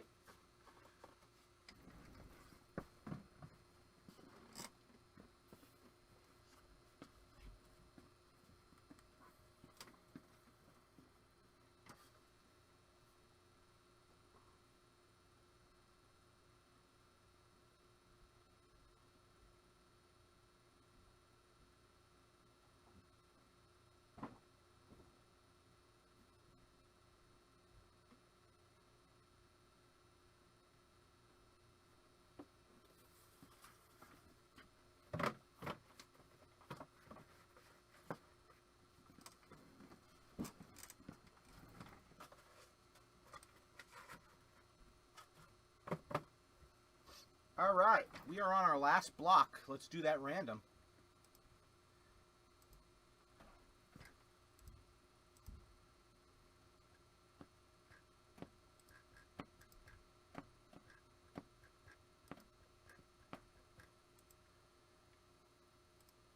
All right, here we go, everybody. As always, we're going to take that random one more time. Texas Rangers on the top, Blue Jays on the bottom. Copy. Delete those teams. Paste them in. Now, this is the last block, so I can alphabetize these. Makes it easier to find the teams when a hit comes up. A quick print. I'll post these on the main page as always, and we'll get started right up. We will be doing the Bowman right after this, everybody.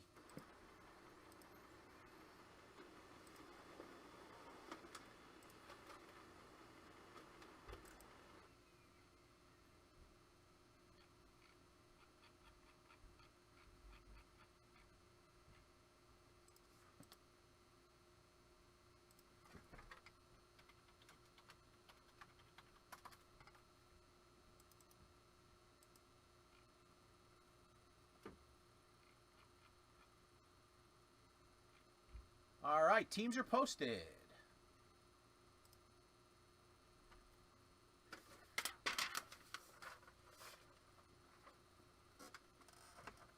Zach, Panini makes all the basketball. Prism is the hottest right now, but I've been watching a lot of very, very knowledgeable people that have been pretty good in predictions. They're starting to say that Select is going to take over the basketball realm. I mean, you have your other high-end stuff like Immaculate and National Treasures Flawless that are ridiculously expensive.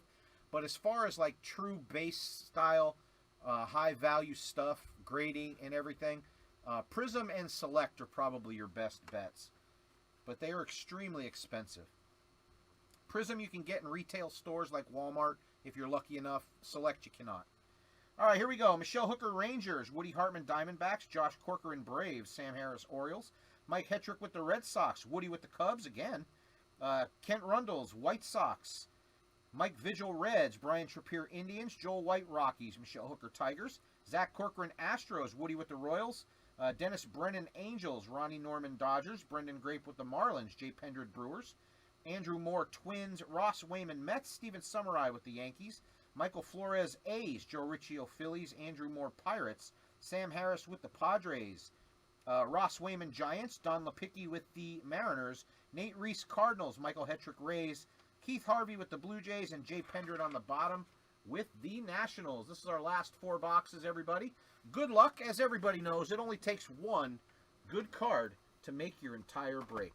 All right, this is box number 10, technically box number 9 of the break, and box number 1 of block number 3.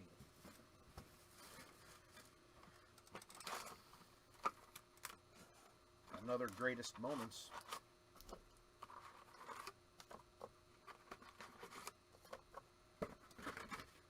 Contenders, Select, Spectra,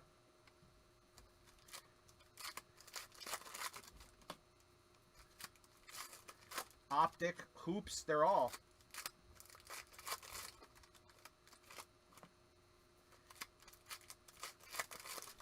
They're all pretty sought after.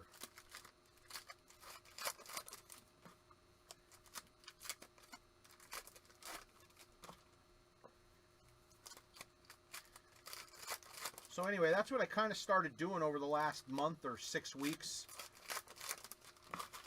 Was doing a lot of eBay stuff. So I've been going through 5,000 count boxes that I have.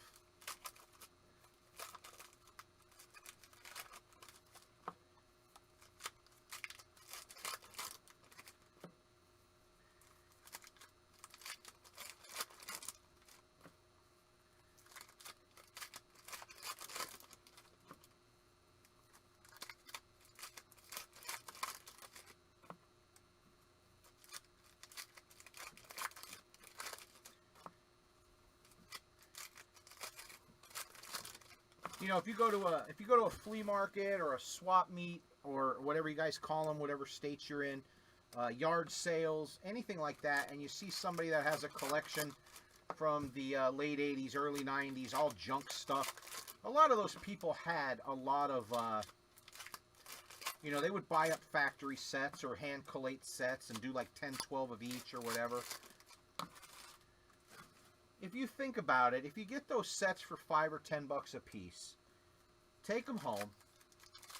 Let's say you get 20, 25 sets. Take them home, sort them all by team, and then take 4 or 5 different years, put all 5 of the teams together, and sold them for $5 a piece. Let's say 5 different factory sets, sold them for $5 a piece. You would probably sell a ton of them to team collectors. You have to leave the stars in, complete teams, right? Well, now, if there's 30 teams, that's $1 a team. That's $30 a set that you're getting for a set you paid $5 to $7 for, less in some occasions. You know, so if you do a little bit of work, you can take those small amounts of money and turn them into good profit. You know, you don't always need that big $150 one sale jackpot. That's what I've learned over the years. Zach, what Trae Young is it? All of his stuff is doing well right now. Bo Bichette.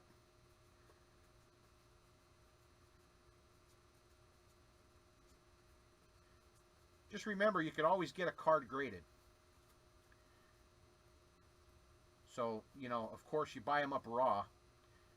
You never know what they're going to grade. You don't pay as much.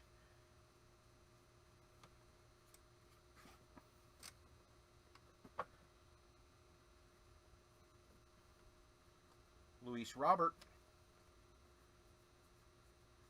Ernie. How about another autograph? Or another big variation? There's lots of ways to make money and supplement your incomes in this hobby right now, and it doesn't have to be, like I said, big dollar cards all the time.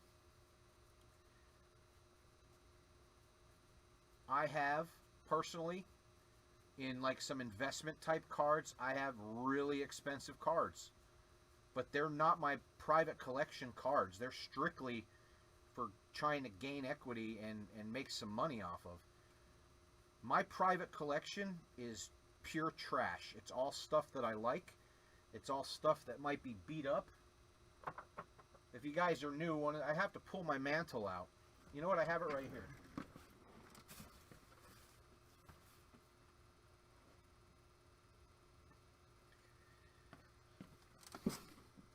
A lot of you guys might know that I do have a Mickey Mantle, a 52 Topps Mickey Mantle rookie that I sold a bunch of stuff to purchase. Mike Trout update rookies that I got cheap. I ended up parlaying that into a Mantle rookie. This is my favorite card in my entire collection. I know a lot of you regulars know that.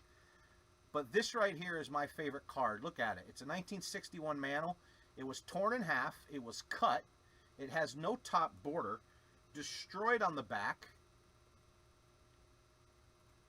But that's my favorite card. I got it in a $5 bin at the National about 5 years ago. So that's the craziness. But what intrigues me is, what the hell happened to this card? Why was it ripped? Why was it cut? What's the story behind this card? Like, I would love to know what it is. You know, was it part of a puzzle somebody tried to put together and maybe it ripped when they tried to take it off of a board? Did they have it pasted? Like, I don't know. So that's the kind of stuff like I collect, like weird, unique stuff like that. So for my personal collection, it's not a lot of high-end stuff. Rick Porcello, Mets Chrome. But like those Trae Youngs, I have no interest in keeping those Trae Youngs at all. I'll probably keep a hold of one if I do decide to sell out, just in case.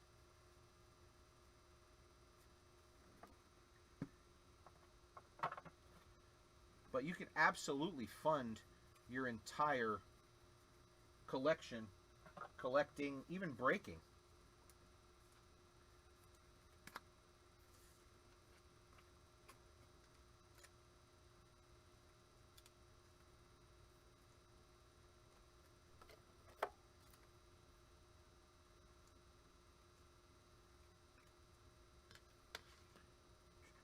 Zach, take a picture of it and message it to me.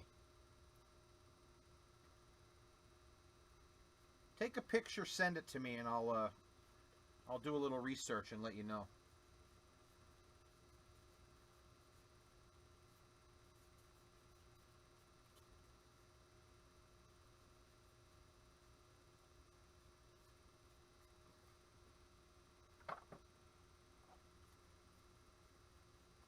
Another gold.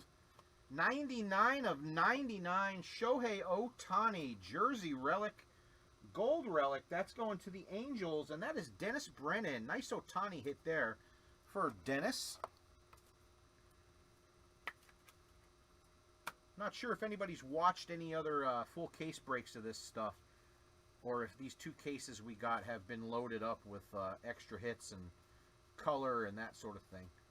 Although it's been a little light on autographs so far, I do anticipate getting at least one more out of this case.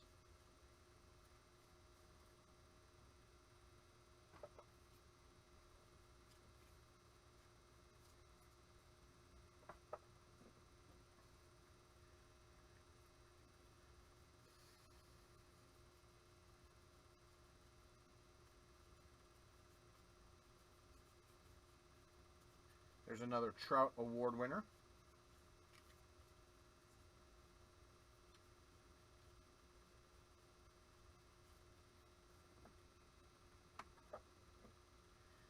All right, here's the last of box number 1, Tier 3.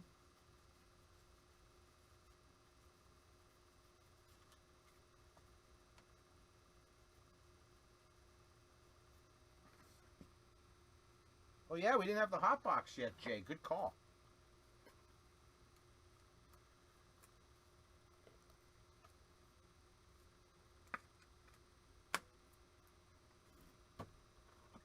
All right, here's box number 9, box number 2 of Tier 3.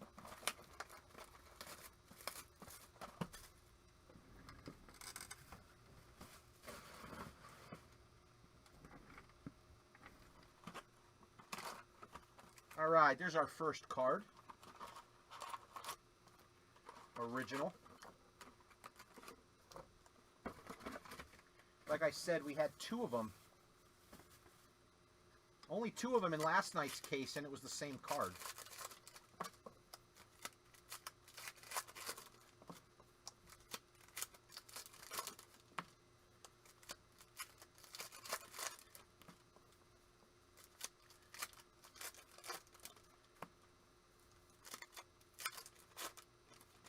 Does anybody care that I bullshit with you guys while I'm doing this? Or do you enjoy a little bit of the conversation? Honestly, it makes the monotony of this style break with all the base cards and the more cards and packs. It really does make them speed by a little faster for me. Maybe not time-wise, but that feel of passing time.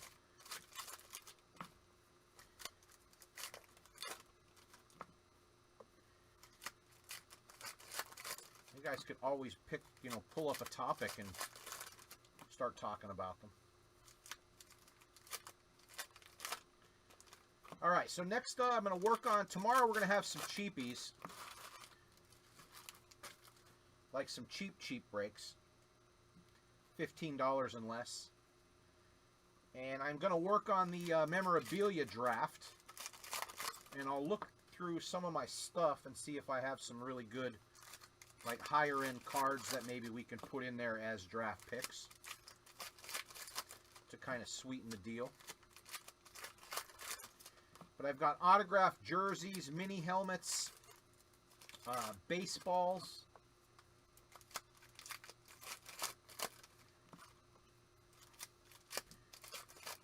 I've got some really nice Leaf product that has a lot of autographs. The Leaf product, some of the Leaf product that I have, that usually works pretty good for drafts. There might be 72 autographs in a case. They always work pretty nice. Some of the stuff I have is like a lot of the really good stuff too. And Tetsugo again. So this goes to the Rays. That's Mike Hetrick. Refractor, not as good as the missing name, but still decent. 558 of 571. A lot of people are high on him. I'm not sure how what his hobby value is, but he's a good player. There's another Mike Trout award winner.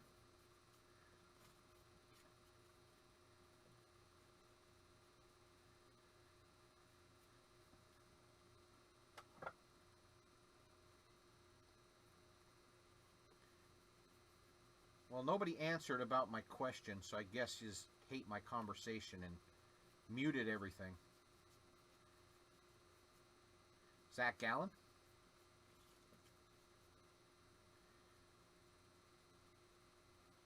So that's pretty funny.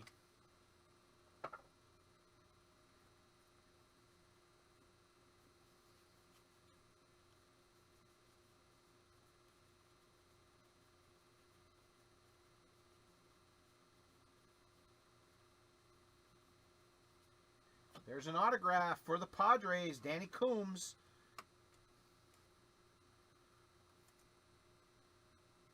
Samuel Harris with that nice old school autograph. Danny Coombs, San Diego Padres. Not very often I'm right, but we did get that extra auto. Well, not extra, but that auto that I thought we were going to pull.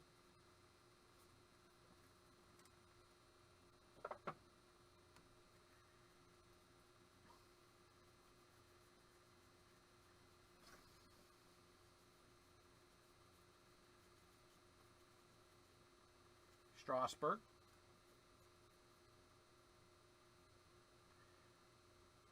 I don't collect anything like that, dude.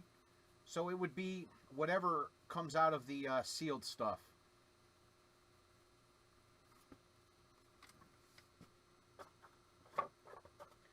The only thing I bought last year for myself to kind of sit on was a Fernando Tatis autograph bat and a Jason Dominguez autograph bat.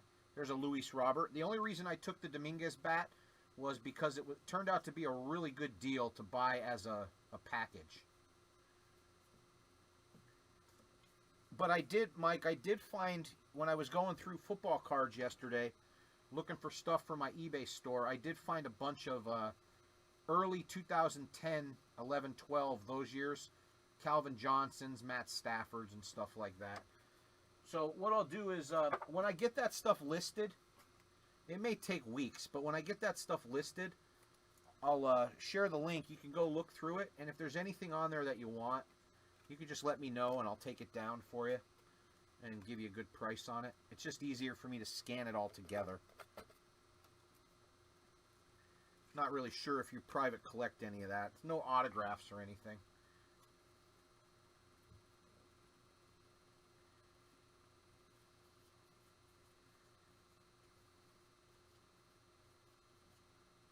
Aquino.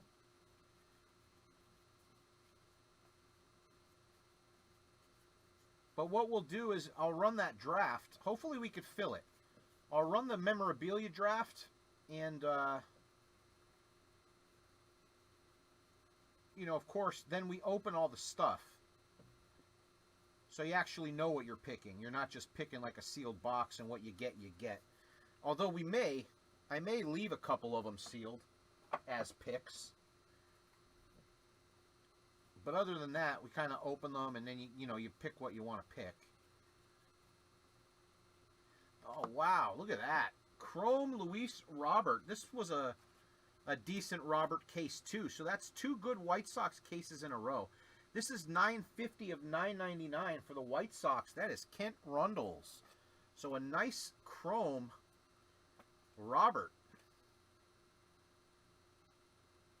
That looks like it's centered pretty good. I'm not a grader.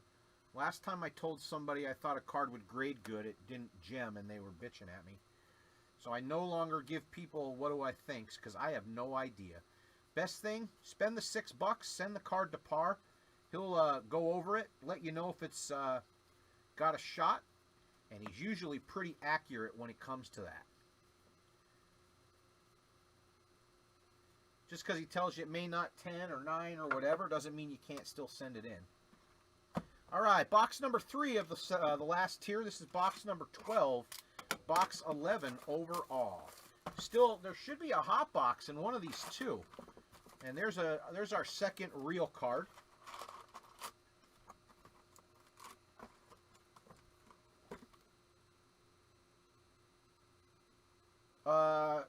Zach, which comment? There's like a 20-second delay. What comment are you asking that to? Send to who? Who do I send to? Like, who do you send cards to evaluate for grading? That's our one of our. I don't want to say partner because we're not really partners in any way. It's just that we have a working relationship where I promote his group, he promotes mine, that sort of thing. And he turned out to be an exceptional grading prep. So he subs to Beckett, but he doesn't sub to PSA or SGC. But you could send him your cards for $6. He'll clean them for you. He'll prep them, wipe them down, get them all ready, check the edges, check the corners. Basically, he'll grade the card too and let you know what he thinks it might pull. So, you know, instead of you spending $35 or $40 or $50 or however much it is to grade a card now, if it doesn't have a chance at a 10 or a 9 where it's going to justify the price increase to invest that $50, he'll tell you that it's not worth sending. So you don't waste that money and then you just keep it raw. And he'll send them back. I've sent him cards worth thousands of dollars. Thousands of dollars. And never an issue. Never an issue. Cards always get sent back. I know people that have sent him Michael Jordan rookies. $20,000, $30,000 cards. No, never an issue. The only time there's an issue, some of the stuff might get delayed a little bit if he has a ton of subs that go through. But he's very efficient. He'll stay in touch with you. But what I'll tell you is I trust him, number one. And number two, he's gotten me so many gems on cards that I've sent to him that there's no reason for me to ever look anywhere else. Like, I still sub some cards myself through other subgroups that do PSA because Par doesn't any longer. And it's Par's cards. Par's cards. Now, he doesn't sub them for $6. He only does the analyzation. And this is the hot box, guys. Freddie Galvis, Reds.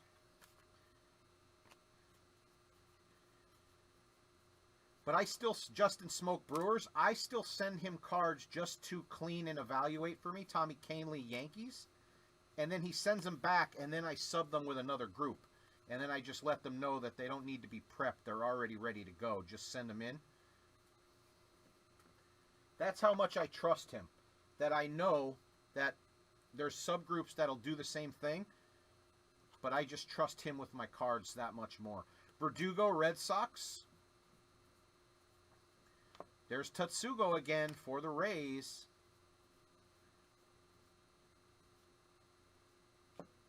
Colin McHugh, Red Sox. And there is for the Rays a white border, Jalen Beeks. Who had the Rays? Mike Hetrick.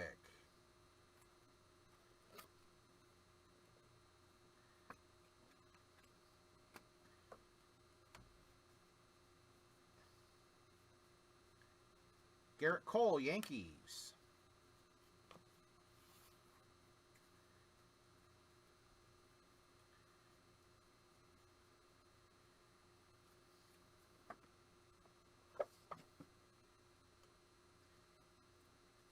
Michael Wacha, Mets. Mike Trout Award winner. Felix Hernandez, Braves. How about one big name? Purple. Cervelli, Marlins.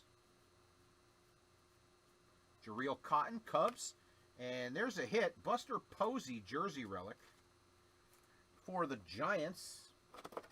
That's Ross Wayman.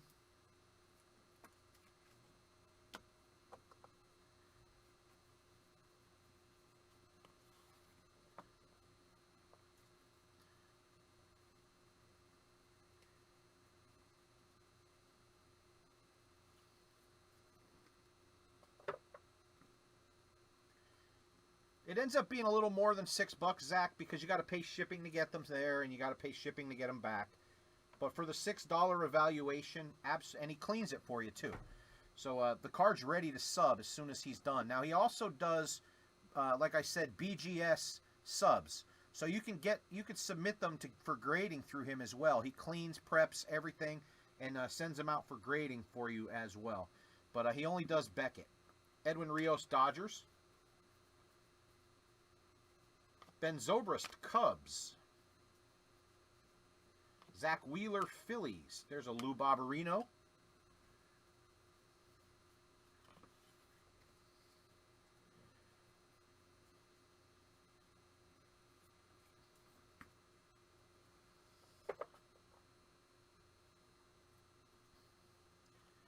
Michael Franco, Royals. Kian Wong, Giants. Starlin Castro, Marlins. Brennan McKay.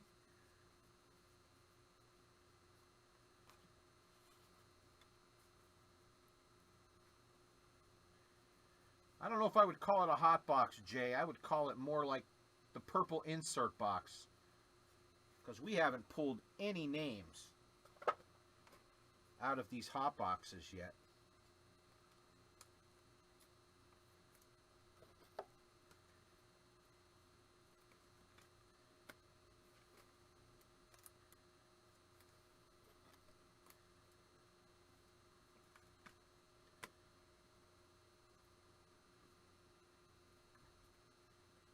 All right, come on, give somebody one good card. Brock Holt, Brewers. Marcelo Zuna, Braves. Jose Rodriguez, Angels.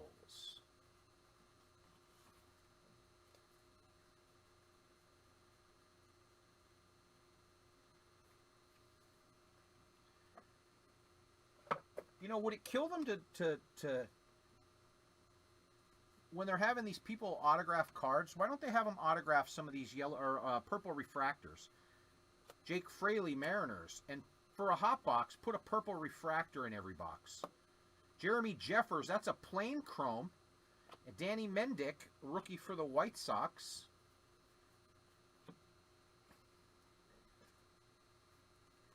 Jeffers Cubs, that's number 2, $9.99.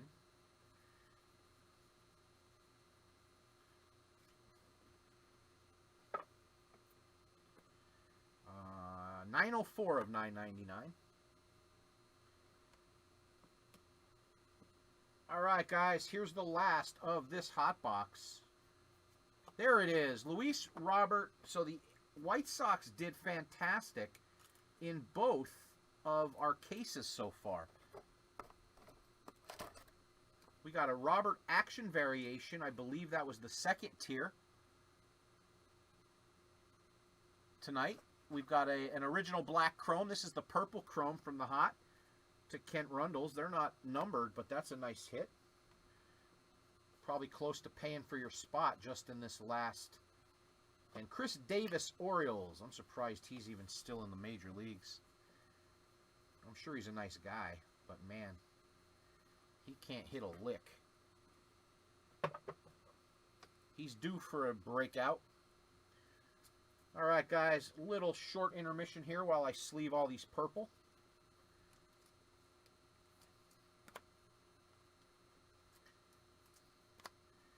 The good thing, the Bowman Jumbo Triple Team is up next after this. That's a pretty quick break. Probably takes 20 minutes or so. But tomorrow's going to be cheapy day. I'm going to work on putting the memorabilia draft up. Should be pretty fun. I mean, it's going to be a little pricey, but everybody's guaranteed a piece, and we'll try to put a good chase piece in there.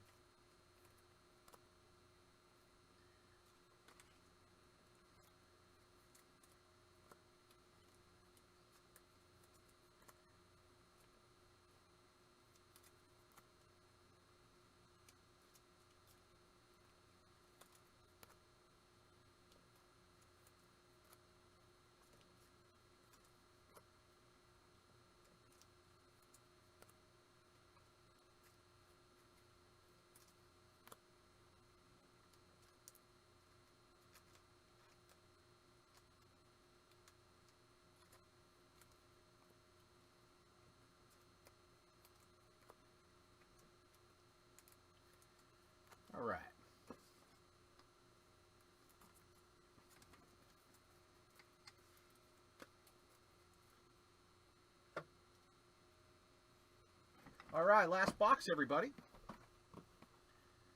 Where's the number? There it is, number 11. Last box of the break. Box 4 of Tier 3. Box 12 of our break. How about one more autograph for the gang?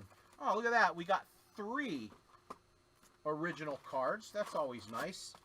I've yet to see a good star card or rookie ever come out of them. Has anybody ever I never even looked on eBay to see if, like, there was a Nolan Ryan rookie stamped or anything like that. Or if they just buy piles of commons back and stamp them. I think it would be more cool if they bought complete sets, stamped them so that all those chase cards are actually out there. Don't you agree?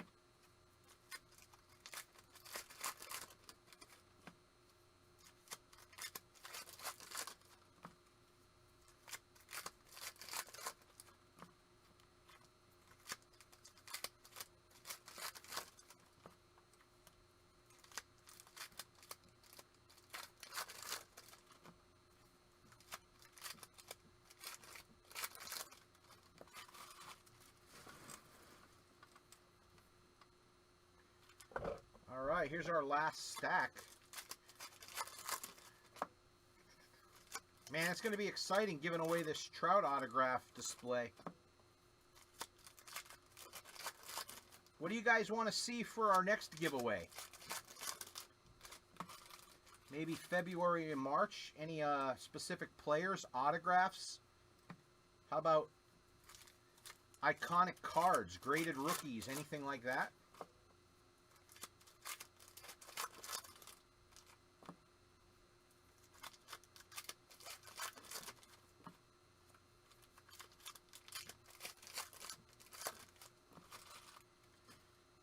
Anybody have anything really exciting in their collection they want to sell that's pricey that they may not want? That would be a good giveaway. I would have no problem buying stuff off one of our members to give away. Sometimes you get a little better deal with break credit.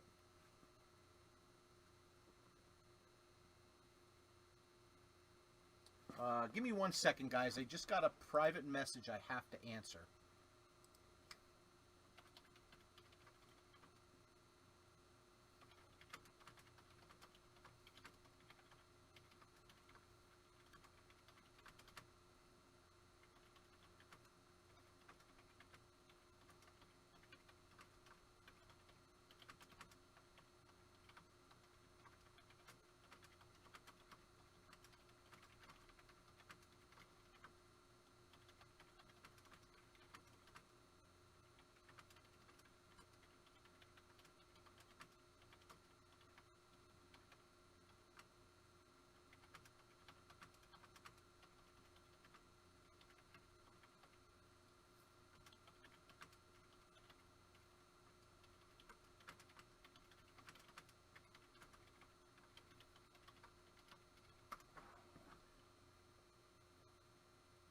All right, thanks for that, guys. That was actually a message from the group that I sub my PSA through. But again, they don't prep for me. I send my stuff to Par to prep, then I send it to them to sub. Look at this. Oh, that's an autograph. See how that looked dull? I thought it was a flip stock, but it's an autograph. Cleveland Indians. So we got another autograph. Very cool. Oscar Mercado, not the greatest name in the world, but that's going to Brian Trappier. Oh, Jay, I've got a bunch of rolls. Mike, that is so funny you said that. I just put a bunch of puzzles together today from puzzle pieces I found. I believe I did a Musial, a Yastrzemski, and who the hell was the other one? It wasn't Mantle. I have a Mantle puzzle, though. Oh, look at this. Ask and you shall receive. I have the Mantle puzzle right here on my shelf next to us. Not for sale, though. I'm going to actually put that together and frame it. Anyway, you guys got me talking about all this stuff. But I live 15 minutes away from the original Topps plant in Duryea, Pennsylvania. And there's so much of that junk floating around, like uncut sheets and test and miswraps and all kind of stuff. All right, here we go. But that Mantle puzzle is awesome. I don't know if you were just making a joke, but isn't that funny that I have that Mantle puzzle right there in arm's length? Yeah, good idea, Jay. They look cool. They look really cool. I wish I could find a couple rolls of them that were in good shape. They would make awesome wallpaper.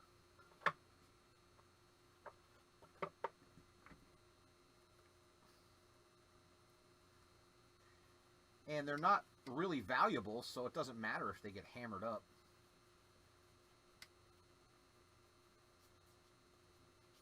I know I have some up in my attic. All my junk wax stuff is up there. Well, not wax. I don't have any unopened stuff in the attic, but I do have like all my sets and everything I put together. I've got to get up there and look for them because I've got like all the sets through the 80s, including 84 Donruss, 82, you know, Topps, all that stuff with the Ripkins and Mattingleys and all that stuff. That's like it's all pack fresh. We open packs and built the sets ourselves, and they've been sitting in those boxes untouched for 30 years, 25, 30 years. So I got to get up there and get through them and see if any of that stuff is gradable. I mean, I've probably got a dozen 85 Topps sets up there. Might have some McGwire grading prospects. Those PSA 10s have gone through the roof in the thousands. Shun Yamaguchi, Blue Jays, Chrome.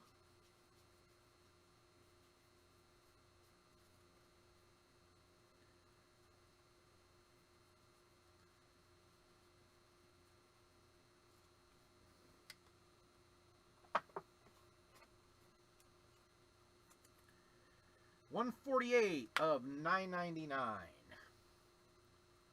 Looks like we got 2 hits in this box, too. Looks like there's something thick on the bottom. Let's play 2.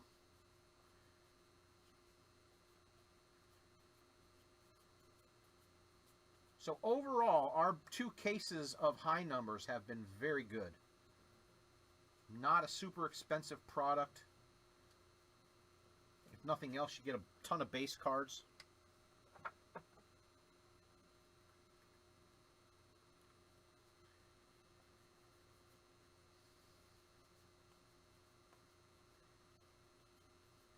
I was saying that I live like 15 minutes away from the original Topps plant. Before they moved in the early 90s, Aquino Rookie Performers, when they first started doing Stadium Club, a really, really good friend of mine that I actually bowled with worked for a company that made the cutting machines that actually cut the cards. And what's going on? Is anybody else getting pixelization?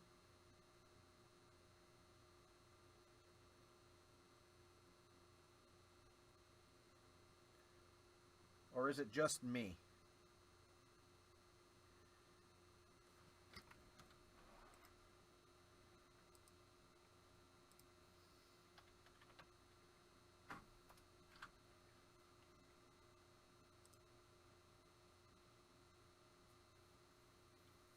All right, hold on, Mike. I'm checking my speeds. See if maybe I'm having an issue with my upload. My download speed is pretty high.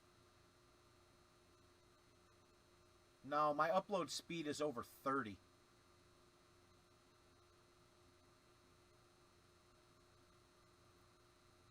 All right, maybe I had a little interference.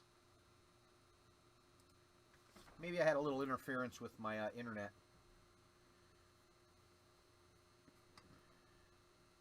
But anyway, I was saying, a friend of mine worked for the company that made the cutters for that new glossy stuff that was coming out, the Stadium Club, Luis Robert. He brought me in a shopping bag full of cards.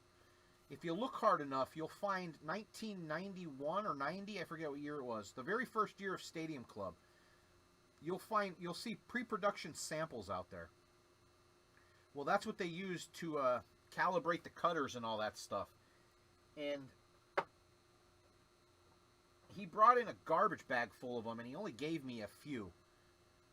But all the big names were in there. Mattingly, because I was a huge Mattingly collector. He gave me a Nolan Ryan. That Nolan Ryan sold for $1,000 back in the day. That was the picture of him in the suit with his pitching windup. And our last card was Willie Contreras, jersey relic for the Cubs. And that is Woody. But that's some of the stories of stuff that fly out the back door. Or that was flying out the back door of Topps. One more quick story for you before I get to the top loaders pertaining to Topps and all that kind of stuff. About 10 or 15 years ago, I would imagine it's probably more like 10, but it could be closer to 15. Went to this new pizza store opened up. And we went in, and their food was decent, but it was close to where my bowling shop is. So we would go there quite a bit, because they would be open later when I would close. And my friends and stuff would always kind of hang around. You have the pre-production sample, Jay? Or the regular card? But they would hang out, and then when I would close, we would go, grab food, or if they helped me out around the shop, I would buy them dinner or whatever. Turns out, this guy actually drove a truck for Topps. And his job was to drive the truck to the landfill to dump all the miscuts, all of the errors, all of the return wax boxes. You see the sealed wax boxes all over the place from the 80s that have the black paint strips on the top of the box, or the X's. What those were if card shops or retailers couldn't sell them and they sent them back, they would mark them with those X's so that they couldn't get credit twice for them, that sort of thing. And what he would do is he would drive to the landfills to empty truckloads every day, truckloads of this stuff, and he would have to have the person that worked the landfill sign off on everything. Well, of course, he would pay the guy off at the landfill. I think he said he was paying him $500 a week. Now, this is back in 1985, 86, 87. He would pay him like $500 a week to sign off on this stuff, and he would take these truckloads of cards to a warehouse and sell them off. He was making like $10,000 to $20,000 a week selling that stuff. You know what I mean? That's the kind of stuff that went on. And then, of course, that went away for the guy, and he got used to making, 10, 20 grand a week and wasting it and gambling it all away, and built a house and didn't pay his taxes and all this other shit. Well, isn't that crazy? Like, all that stuff that was supposed to be going to the landfill ended up in the marketplace. So when you see a lot of that stuff, miswraps, there's stuff out there that look like they're wrapped sideways and all that kind of stuff. Most of those cards in those packs are pristine. They just look like hell. But that's what those miswraps were. But that's how all that stuff ended up on the market.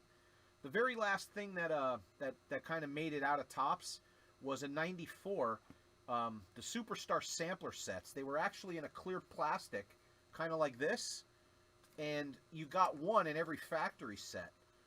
Well, a big, huge pile of those made it out, and they were selling for huge money. They still are. I had a couple Lenny Dykstra's sets, and I just sold them over the last month and a half since I started listing stuff on eBay for $14 to $20 a piece. And it's just 3 cards in a pack, plastic pack. I believe it's a Bowman card, a Stadium Club card, and a Finest card. And on the back, there's a little stamp that says Superstar Sampler. Well, I bought all those. I bought about 100 I bought about 100 Lenny Dykstras back in the day. It was like 1995, 96 or so, for 50 cents a piece. And he had a bunch of Mattinglys, like a shopping bag full of them. He wanted $2 a piece for them. Well, those Mattinglys ended up selling for like 100 a piece at one point. And I bought 2 of them, one for my collection and one to sell because I didn't have any money. And I thought that the Dykstras at 50 cents were gonna sell better. So that's the kind of stuff that floats around my area. So that's why I was thinking about possibly opening up a card shop strictly for buying purposes, because Topps was a huge, huge employer in this area. And there's a ton of people that have closets and attics full of cards that have just been sitting there for 30, 40 years. So I've thought about it. The only problem is I don't want to get married to another store and, you know, put my marriage on the rocks and that sort of thing. So all the time I put into this card business, I'm still at home when I'm doing it. To open another store, that sort of thing, I don't know. That's like angel and devil on my shoulder. All right, let's do this last hit recap. We'll open up our box toppers, and then we will do our hitless random, which again is a Heritage Minor League sealed box. All right, so for the White Sox, and I believe that was Kent Rundles, there's Lou Bob number 1. For the Cubs, Woody Hartman. That's Willie Contreras jersey. For the Indians, Brian Trappier. There's an autograph, Oscar Mercado for the Indians. Lou Bob purple from the Hot Box. That goes to Kent Rundles. Then we had a Trout Award winner. Those are not hits. Lou Bob number 2. For the Giants, that's Ross Raymond, Buster Posey jersey relic. For the Tampa Bay Rays, that's Mike Hetrick. That's Jalen Beeks, white border with, I believe it's 50. There is an original chrome. $9.50 to $9.99 for the White Sox. Award winners Mike Trout, again, for the Angels. That's Dennis Brennan. There's Lou Bob number 3. For the Padres, there's an autograph. Sam Harris is going to get that Danny Coombs. So 2 autographs in this section. There's another award winner, Trout. A gold Ohtani for the Angels and Dennis Brennan. That's hand number 99 of 99.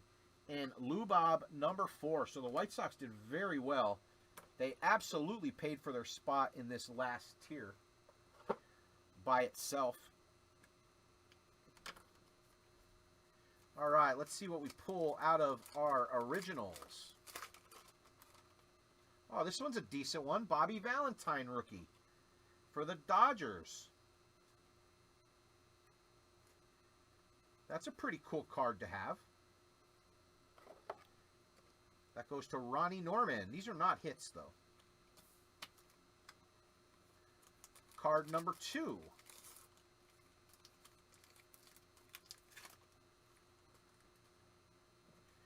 For the Orioles, Marcelino Lopez. That's Sam Harris. So there's some pretty cool stories that come with living in the area here. They still have an office in Duryea, but that's all they really do there.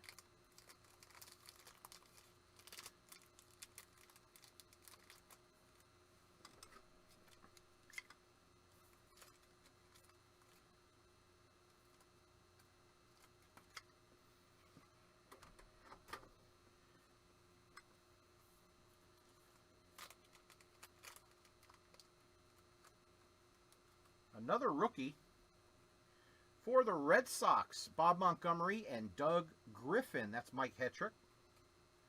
2 days in a row, Mike, you got a card out of here.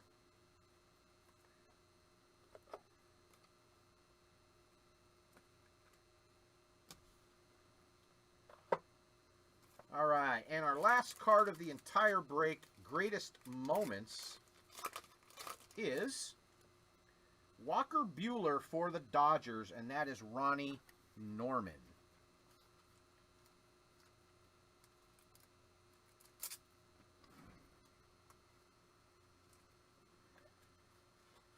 All right, guys, give me 1 second here. Let me get the other papers so I can get the hit list together.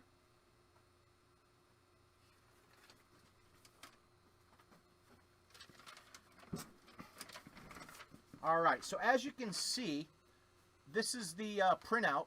Every name has a number by it. Okay, so those are the numbers that are going to have hits. Now I'm going to use the paper for block 3 to mark off all of our hits and the people. So it's break wide. So if you got a hit anywhere in the break, it counts as a hit for the whole break. All right, so we had Jay Pendred 29, Michael Flores 21, Woody Hartman 20, Mike Hetrick 11, Joel White 28.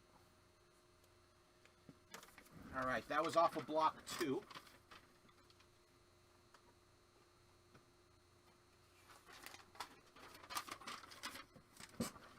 Block 3 is already marked, and this is block number 1. Block 1 is Brian Trappier, number 12. Woody Hartman, 20, already had a hit. Nate Reese, 3. Andrew Moore, number 8. And Joel White, number 28, already had a hit. All right, so that's our hits. Now we'll do that hitless random and give away our 2 prizes.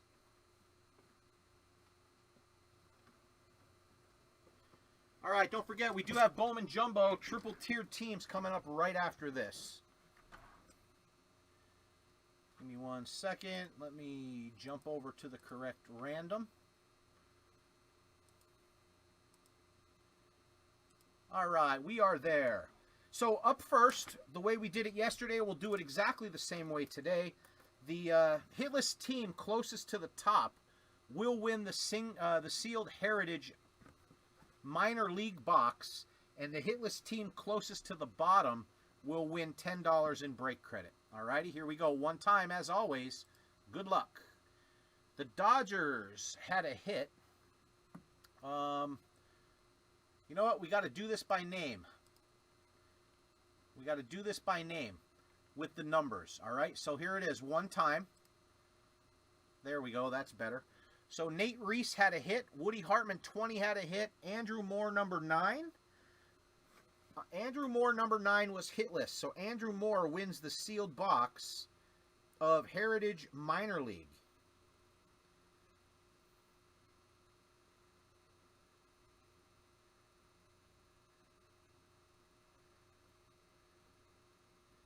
All right, congrats, Andrew Moore. And then we have Joel White, 28, on the bottom. I believe he had a hit. He did. Andrew Moore, number 8. He had a hit. Samuel Harris, number 17. So Sam Harris is going to win the $10 in break credit. All right, guys. Thank you so much for joining in and having some conversation with me. I really do appreciate it. It definitely makes the night a little more fun for me.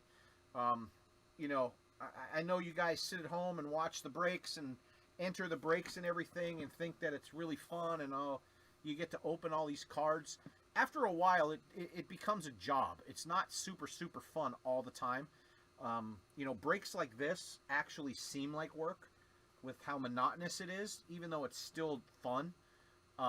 So having a little bit of conversation and being able to talk about some stuff makes everything a lot more fun. So I certainly do appreciate that. That was 2 days in a row. We had some fun. Again, Bowman Jumbo triple tier teams is up next. And keep your eyes open tomorrow. We're going to have cheapies all day. A lot of stuff from $15 and less per spot. And also, I'm going to work on the memorabilia draft break. So thanks, everybody. Appreciate it. I will be live in a couple minutes with Bowman. And we'll see everybody real soon. Bye-bye.